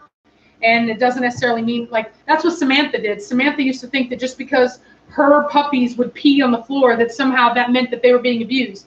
I'm not going to give a broad generalization of behavior that could mean something when it very well could mean something else. Thank you, Heidi the Corso, for $10. They said, thank you for breeding for temperaments too.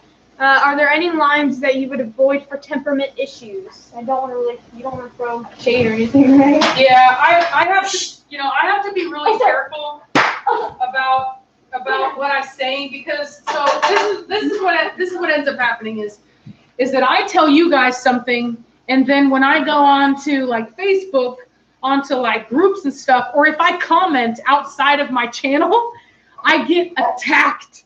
Like, for example, all the Rough House guys, all the supporters of Rough House Corso, they come for me when I make a comment out of my channel, because they know that I can't block it or do anything about it. So it's just one of those things where, you know, that's why I think that I can tell you,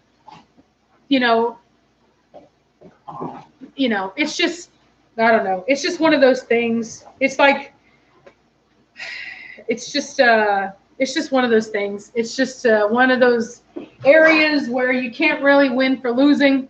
Yeah. I said those Rough House people are nuts. Yeah, they are. Let me tell you something. Yeah, they are. Now you know what I mean whenever I tell you they're little thugs. So. Who attacked Rachel? Ever said beat him down?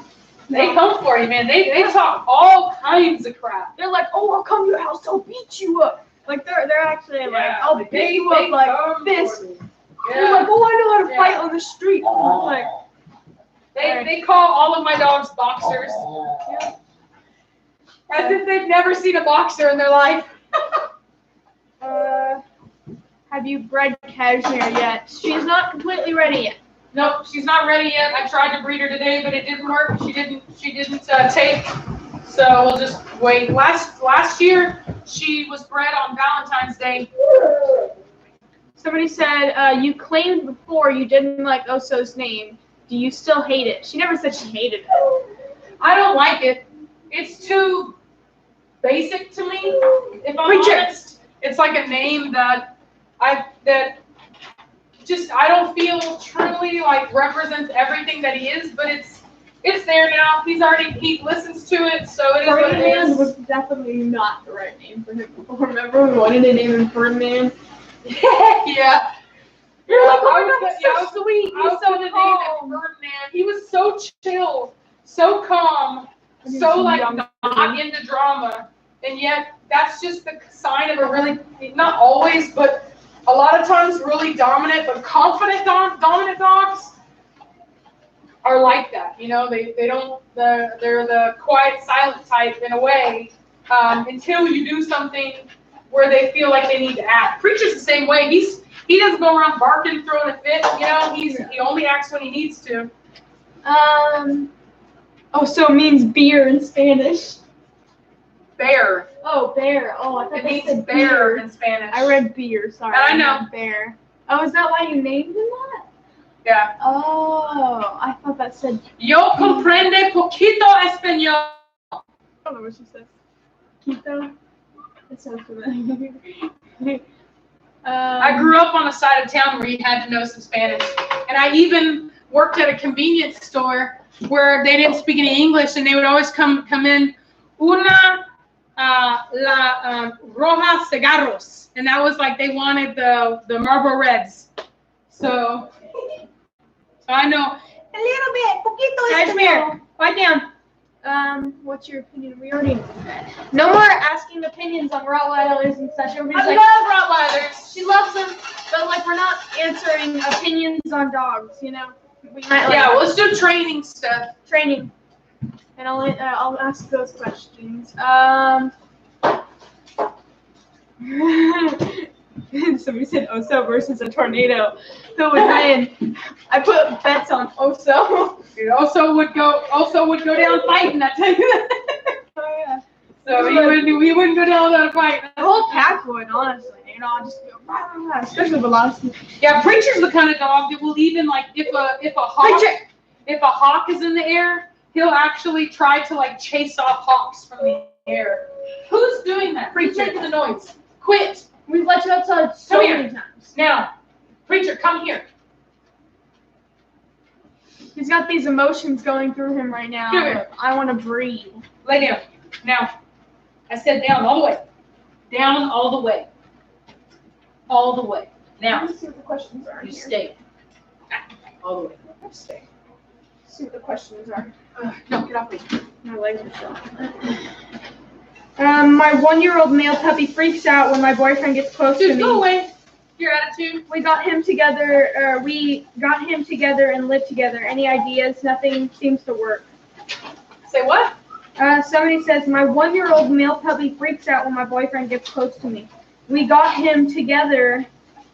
We got him. Oh, that means that they got him as a couple and lived together. Any ideas? Nothing seems to work. You need one story, kind of, you know. Yeah, I mean, go away. If you got the puppy together and he's only acting that way with your boyfriend, and it came out of nowhere, I'm questioning, you know, like what he's doing with the dog when you're not around. That would be my guess. Because typically when a dog is fearful by temperament, they usually are fearful with like everyone around them, not necessarily a particular individual. But it doesn't mean he's doing anything like, you know, abusive per se. Like if the dog is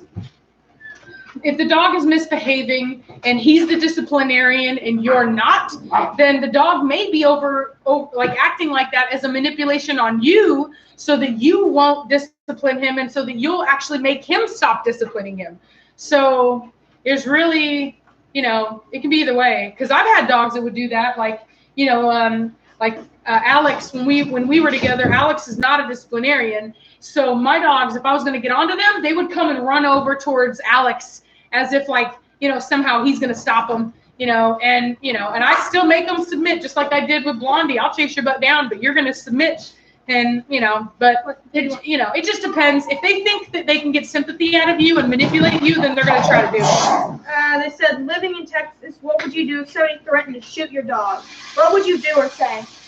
Well, the first thing is you have to ask yourself, is your dog running loose? Are you letting your dog do something where that person could legally shoot your dog? If not, if a person's just randomly threatening to shoot your dog, I would get it on video.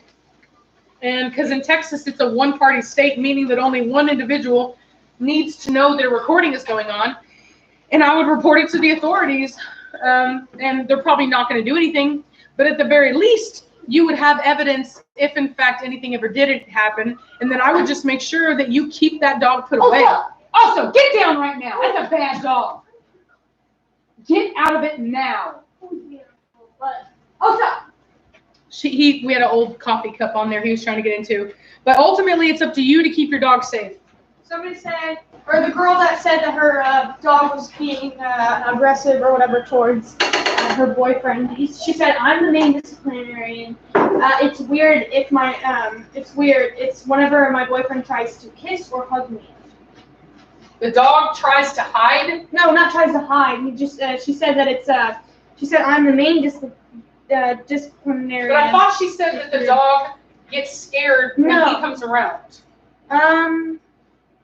So is he getting scared? He said that freaks out whenever my boyfriend gets close. Freaks out. So what do we mean by freak out? Are we saying like aggressive? Aggressive, or are we saying he's skittish and scared? Like what's actually happening? Yeah. Let me see. If he freaks out in the sense that like he's trying to create a barrier, if the puppy's a male and you're a woman, Preacher is very possessive or tries to be very possessive over me. So he'll try to get in between me and a male, right? Because he thinks he owns me, and I just have to push him off and be like, dude, go away. You know what I mean? You're not going to do that. But ultimately, they will try to do that. Thank you. I'm going to let him outside. Hold on. Juanita H for the $2. Opinion on breed Bully Kuta. She asked that. She paid that. That's an Indian Mastiff. Yeah. The Mastiff of India. You know, I've seen them. I don't really find them to be all that pretty of a dog personally. But, you know, if you like that kind of thing, overall, I'm not very fond of the structure of those dogs personally. She said that he barks.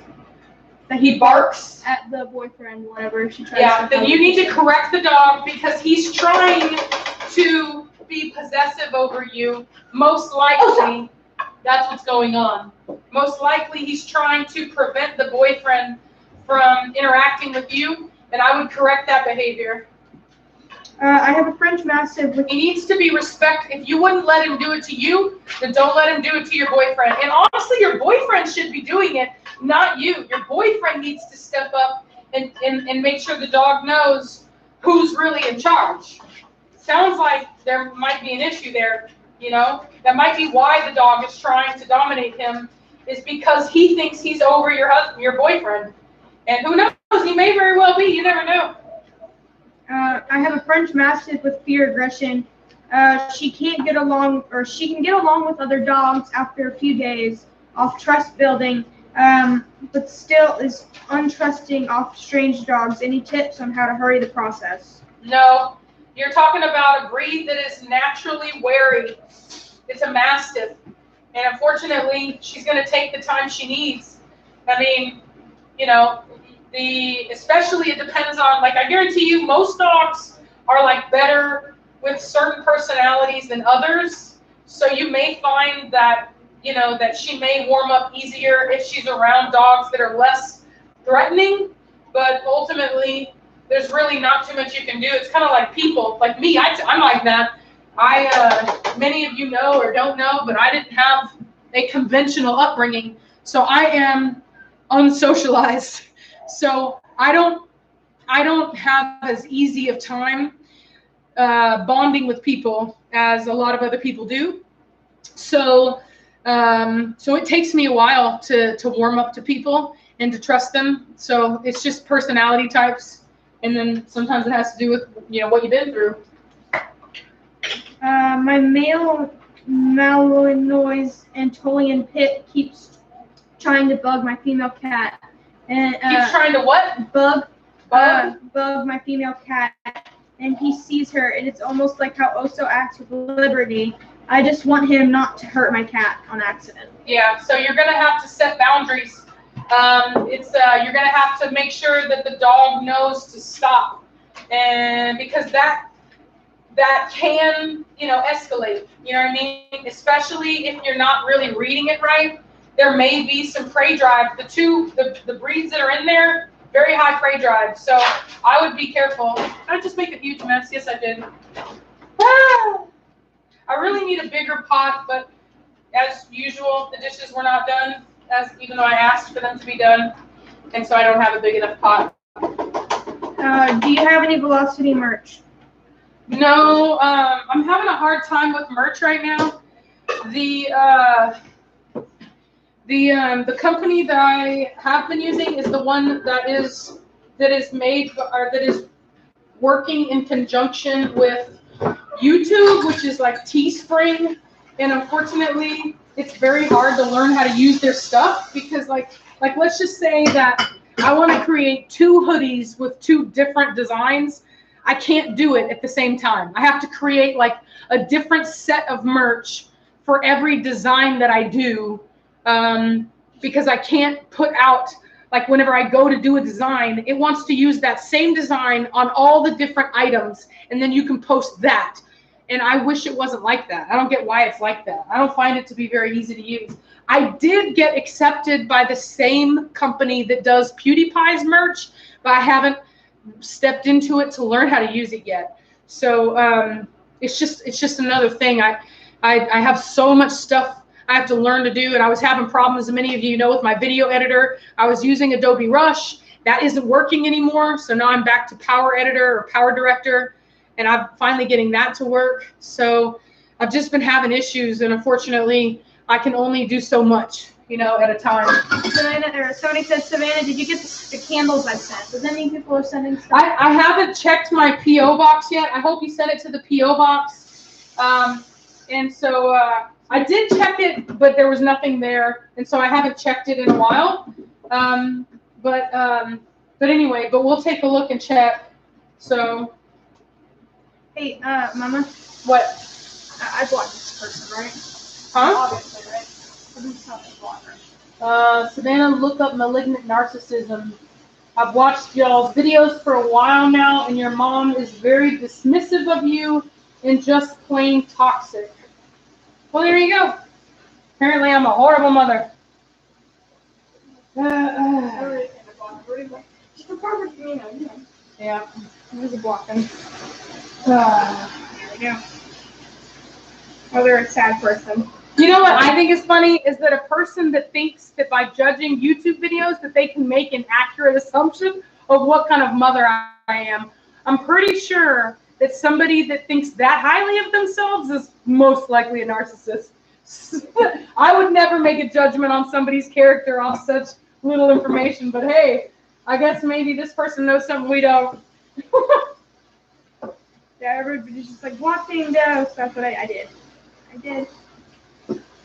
The person And to be perfectly honest with you, like, you guys have no idea how many breeders hate me. I mean, like, literally, not all, but like, there are people that absolutely cannot stand me. There's a woman in particular that I don't know her. She's pretty much a laughingstock of the community. I've talked about her. She's an alcoholic.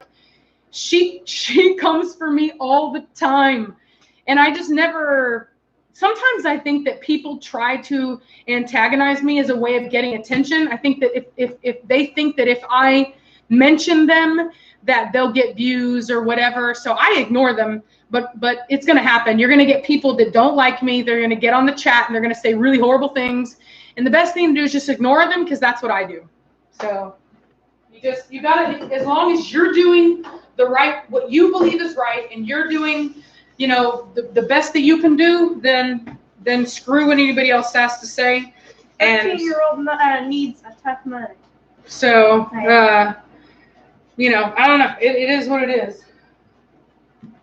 Somebody said, Sabrina, well done showing your mother that stupid comment. You're a smart girl. I don't know if that was meant to.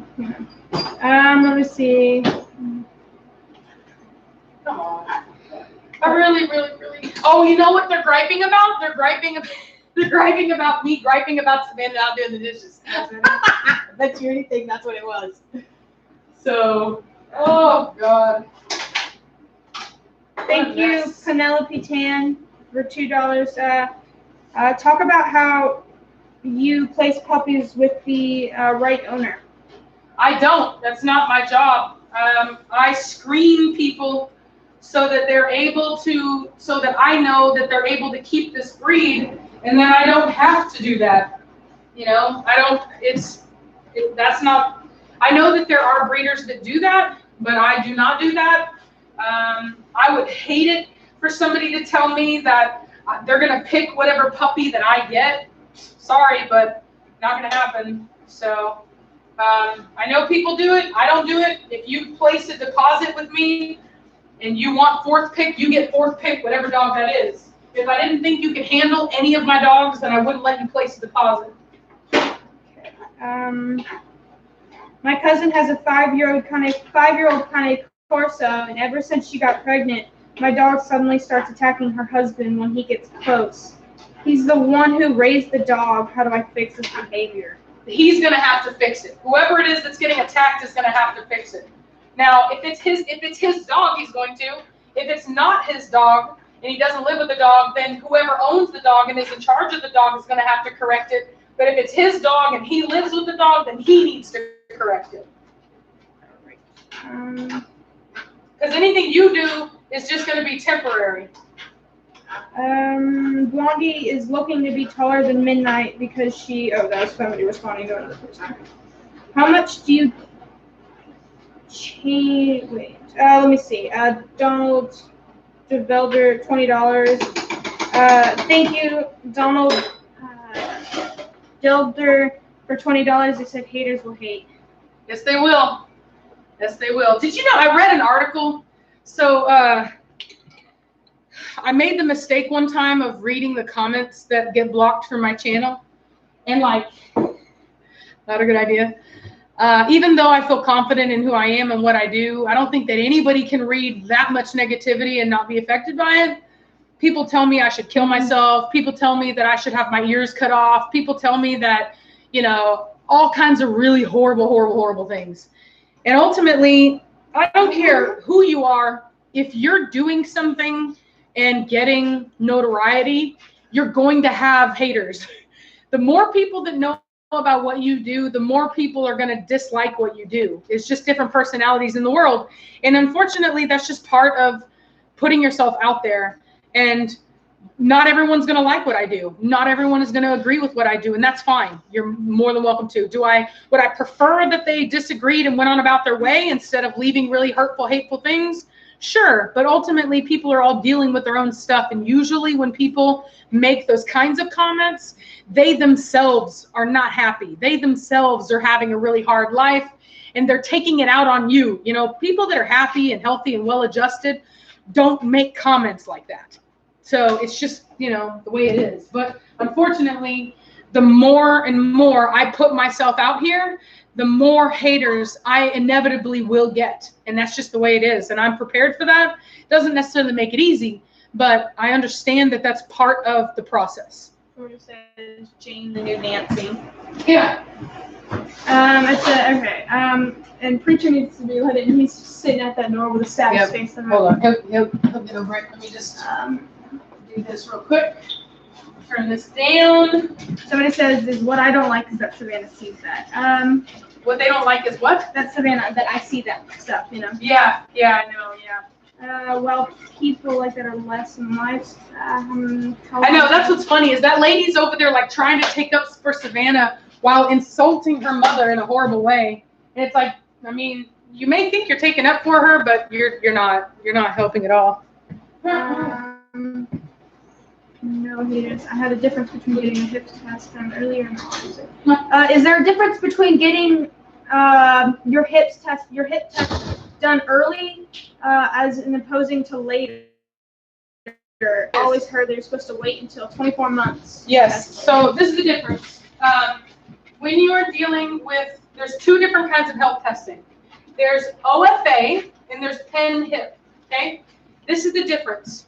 OFA is no different than your veterinarian taking an x-ray of your dog's hips and giving you their professional opinion on if they think your dog's hips are good or bad, okay?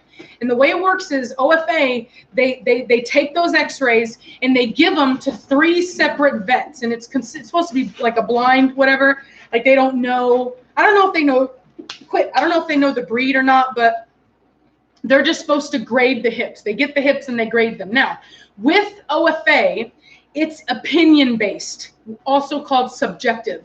That's why some breeders will take a set of x-rays and you can resubmit them to OFA, and they will get a different score than the first time they got a score. So that's how subjective OFA is. You could get a fair, you know, like, and this is the way it works. Since it's 3, if 2 vets say fair and 1 vet says, I think these hips are good, they're rated fair. If 2 vets say good and 1 vet says fair, hey, do you mind? Midnight, quit. Then those will be considered good. Now, Penn Hip is different. Penn Hip takes the same view as the OFA, but they also do another more views. So one of them is where they take the hips and they place them kind of up, kind of like if you were laying on your back and you had your legs like in stirrups or something, and which is the way it would be if the dog was actually using them. So they'll take an x-ray of that, and then what they do is they take a device that goes in between the legs and puts pressure on them and actually puts pressure on the hip joint to actually make the hip joint stress out, right? Flex out. And then what they do is they measure how loose that hip actually is. It's not subjective. It's not anyone's opinion. It is a measurement of the looseness, of the laxity of the joint. Now that never changes. They've done studies on it. Penn Hip has done studies. You can test as early as 4 months of age and your Penn Hip score will not change. OFA has to be done at 2 years because the way they see it is, yeah, the hips could be good when it's a puppy, but they're looking for hip dysplasia. So most dogs aren't going to have any signs of hip dysplasia at a young age. So you can't test for it early on. You have to wait until the dog is old enough. And even then, that's not a guarantee. A 2-year-old dog's hips could very well change when the dog is 5 years old. So I prefer Penn Hip because Penn Hip looks at the health of the hips. They also look for hip dysplasia. They look for, deformities of the hip, but they also test that number so that you know what the index of looseness is in that dog. So if you want to wait 2 years and get a vet's opinion on your dog's hips, by all means. But if you actually want to know how loose those hips are, do Penn Hip. That's the difference. Thank you, Lydia Tate, for $10. She said, no question, just wanted to show some support for your channel. Thank you. I appreciate it. After watching some of your videos, I have to wonder, will you ever garden with that much land to spare? For food or just to make the property look pretty? Probably not. I honestly don't plan on being here that long. I only want to stay here long enough to build up equity in the house so that I can sell it and move to Tennessee. Yeah, she wants to move to Tennessee. Thank you, Juanita. I don't know if I said that right, for $2. Is it Juanita? Is it J-U-A? Yeah. Juanita. Juanita, okay. Thank you. And she said, why is the tail shorter? Juanita. I don't know. Why is the tail shorter on Blondie and Midnight? Because the vet that we use sucks at doing tail cropping. In Austin. Yeah. They're just, in Austin, there's not a lot of breeders. It's the kind of town where all people want to see you do is rescue. So vets normally don't have any experience with tail docking because they hardly ever see any puppies. So it's just one of those things. This person said, I found out that the mother of my puppy was only 18 months old when she got pregnant. Are there any issues with this? No, that's the correct time. You want to wait until a dog has their second heat. So that's, normally around when they have their second heat for a large breed. In pit bulls, they breed at a year because that's when they have their second heat. The smaller the dog, the earlier the heat. So a smaller dog typically goes into heat for the first time around 6 months and the second time at around a year. With this breed, they tend to go in anywhere from 9 months to a year and then again in 6 months. Female dogs do not grow as long as males. They just don't. They're usually done by 16 months, even for a big one. In smaller breeds, they're done even faster. So it's just people really overcomplicate things, especially around dogs. What I will say to you is this: look at the wild. Look at the breeding of other wild canines, right? Like look at dingoes and look at wolves and look at what the earliest age is for breeding. Every animal has an optimal time when the females become receptive, and nature knows when that is. And so, for example, like female orcas tend to even though they can go into estrus earlier, in nature, they don't breed that early. So it's always important to look at what nature is doing to know what you should be doing. Typically, though, in most animals, when you go into heat, you're able to breed. Now, I personally believe that you should at least wait until they're physically and emotionally mature for the most part, which is why I don't breed on the first heat. I had a woman who wanted to stud to preacher. They had a year-old female. It was her first heat. I told them, no, I'm not going to breed preacher to a female on her first heat. I personally don't agree with it. I just don't think that you can do it. Usually the female won't be injured, but they're typically not as good of mothers. They're just not all the way there in the head quite yet. And so I like to wait a little bit, but it's my personal preference. Not everyone does it. What kind of place do you want in Tennessee? A house with a lot of land? Yeah, I want a house with a lot of land.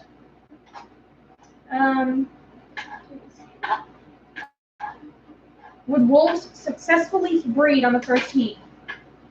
Can what? Would wolves successfully breed on the first heat? Most likely not, and that's because most females don't actually leave their packs right away. Most of them stay, and then they kind of migrate out.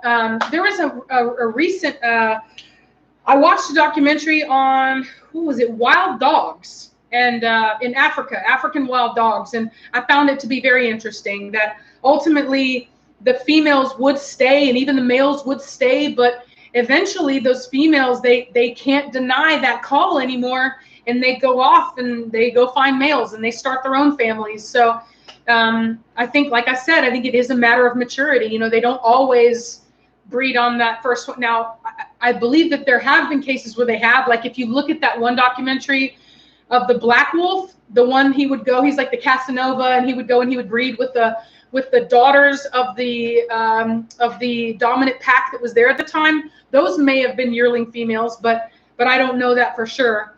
But you know, it's one of those things. It's like almost, if you watch nature documentaries, it's just the way it is. You know, you go into season and you have babies. That's the point of life for most of everything else out there, is to have babies, and they're going to try to use every opportunity to do that.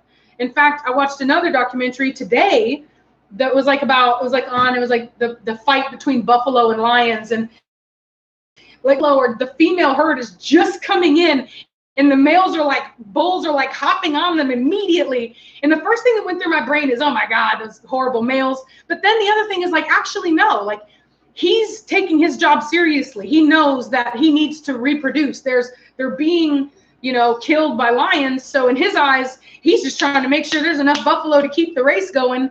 And he doesn't, you know, it's not personal that he's jumping on her right whenever she's walking up. So we tend to humanize everything, not realizing that for everything else out there, you have babies and you reproduce, and that's what you do. So like Preacher today did, you know, be patient. The minute I like Cashmere in the room, he just immediately just wanted to get on. You know, it's like, yeah. And we were like, nope, we gotta wait. What does a champion from AKC mean? The puppies they produce are more expensive? So the reason why a person is going to charge more for a dog that is an AKC champion is because there's more money invested in that animal, and the person that dog has at least proven that he's better than, you know, at least, I won't say better, but that he is a good example of the breed most of the time. I mean, well, I wish that was more accurate than it was, but unfortunately it's not. Person said, have you heard about the new discovered rare wild dog of Papua New Guinea? What? Have you heard about the new discovered rare wild dog of Papua New Guinea? Yeah. No, I have not heard about it. Hide that comment. But I'll tell you something I am interested in. Why doesn't anyone have an African wild dog as a pet? Like, they have a lot of the same behaviors as all the rest of our canines. They are canids. They are a pack animal. I've always wondered why that is. Why don't people domesticate the African wild dog? Anybody know? Todd Jacobs said it's more expensive dog because it's a scam. No, it's not. It's because there's more money invested in it. Yeah. Thank you again, KBDVV, for $9.99. It said, Rachel, have you always been interested in learning? In learning and not afraid to make mistakes. How would you encourage others to develop those characteristics? Of what? What was the? Rachel, have you always been interested in learning and not afraid to make mistakes? How do you learn to encourage others to develop these characteristics? I've always been interested in learning, that's for sure. When I was a kid, I used to read the reference books. I don't know why, but reality to me is more interesting than fantasy. Having said that, I've never been the kind of person that was not afraid to make mistakes. For example, we were talking about this with my friend. When I was younger, I would never be a waitress because I was terrified of making mistakes. When I was a kid, I worked at like McDonald's, like quit, like places like that. Stop. And I didn't make the kind of money I would have. Quit, Velocity. I didn't make the kind of money that I would have if I wouldn't have been afraid of making a mistake. So I think the reason why I try not to be afraid of making mistakes now is because it prevents you from moving forward. There's always going to be things to be afraid of. And ultimately, you can either let those fears prevent you from moving forward, or you can be willing to make a mistake and learn from it and recognize that a mistake is just part of the learning process. And as long as you recognize the mistake you made, are honest with yourself about it, and go out of your way to not make that mistake again, it doesn't matter. It's just part of the learning process. My biggest fear is of becoming stagnant, of becoming the kind of person that thinks they know everything and isn't able to learn anything.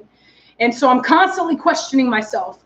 And that's why you usually don't hear me say things like, this is the truth, this is the way it is. I don't like to make firm, concrete statements like that because I don't know everything. No one knows everything. So it's hard to make statements like that.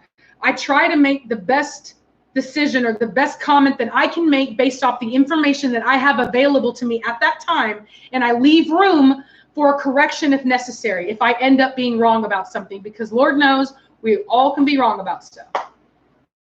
Where did the name Senza Tempo Cane Corso come from? The Senza Tempo is timeless in Italian, and I wanted my dogs to be timeless. I wanted my dogs to look like, the dogs that I saw in history, in photographs that I felt were correct. My opinion, my belief, not everyone else's, but that's the way I think. There are a lot of people that believe that they should be bigger, heavier, wider, and I just don't agree with it. I don't agree with it. I don't see the value in another big, heavy dog. Like, why? The Italians, first of all, already have one, the Neo, and what is the purpose of it? Like, why another one? Why can't we have a big, agile Mastiff like this? This is what I'm going to do. I don't care if it's right or wrong. These are the dogs I'm going to breed. These are the dogs that are in the pedigrees way back. I don't care what anybody else says. That's what I'm doing. And I think it's the right. If I'm wrong, I'm wrong. But that's what I think is the right thing to do. That's why I'm doing it.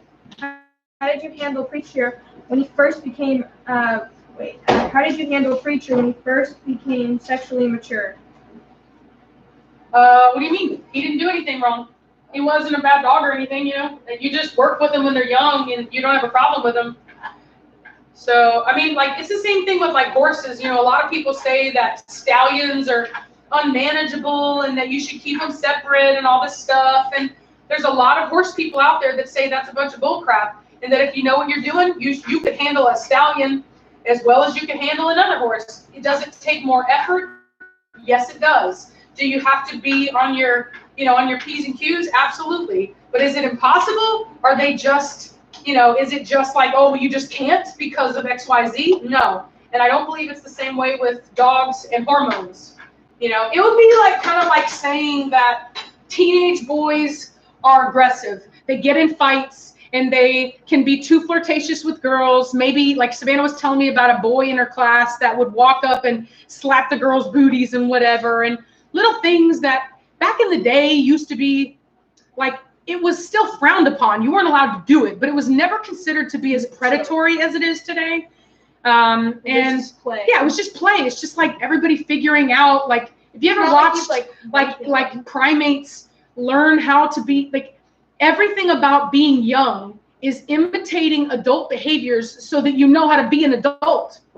So is there a limitation? Sure, absolutely. Are there healthy levels of behavior? Absolutely. Should you maintain safety? Absolutely. But to say that just because an animal or human exhibits certain behaviors because of hormones, that you should somehow eliminate the hormones, that would be like saying, well, we should just castrate all the boys because, you know, they act like boys. No, you have to know what the possibilities are. Like back in the day, you know, there were always, you know, boys weren't allowed to be in the same room as girls unsupervised. Why?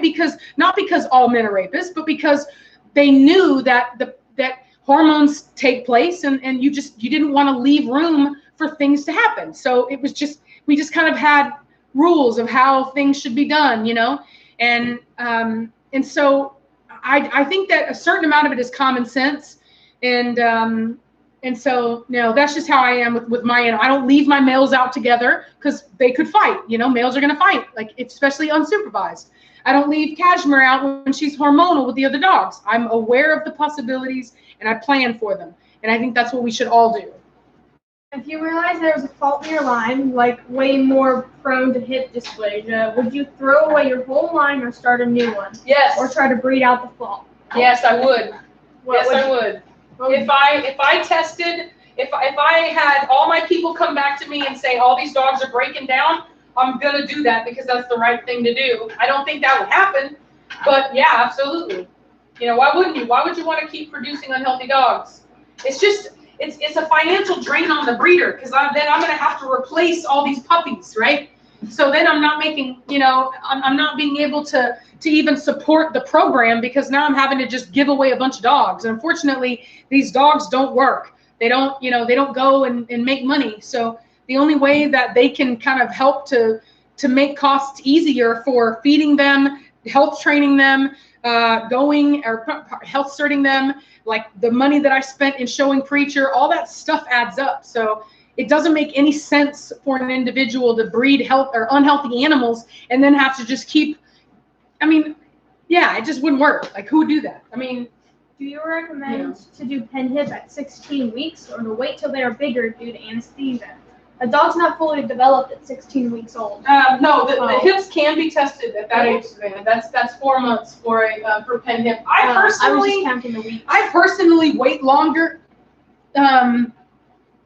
I will say that I will be getting Oso and Liberty done at that age, but that's just because I need to know. The breeder actually asked me to, just because she wants to make sure. I think that it's a pretty legitimate concern. Like if you have two dogs, like I'll do that with whenever I keep two puppies out of my velocity litter, I'll have them done at that age, because ultimately, if you're going to rehome a dog, you should do it as early as possible. So it's better for me to just go ahead and have it done than it would be to not have it done and then have to rehome a much older dog.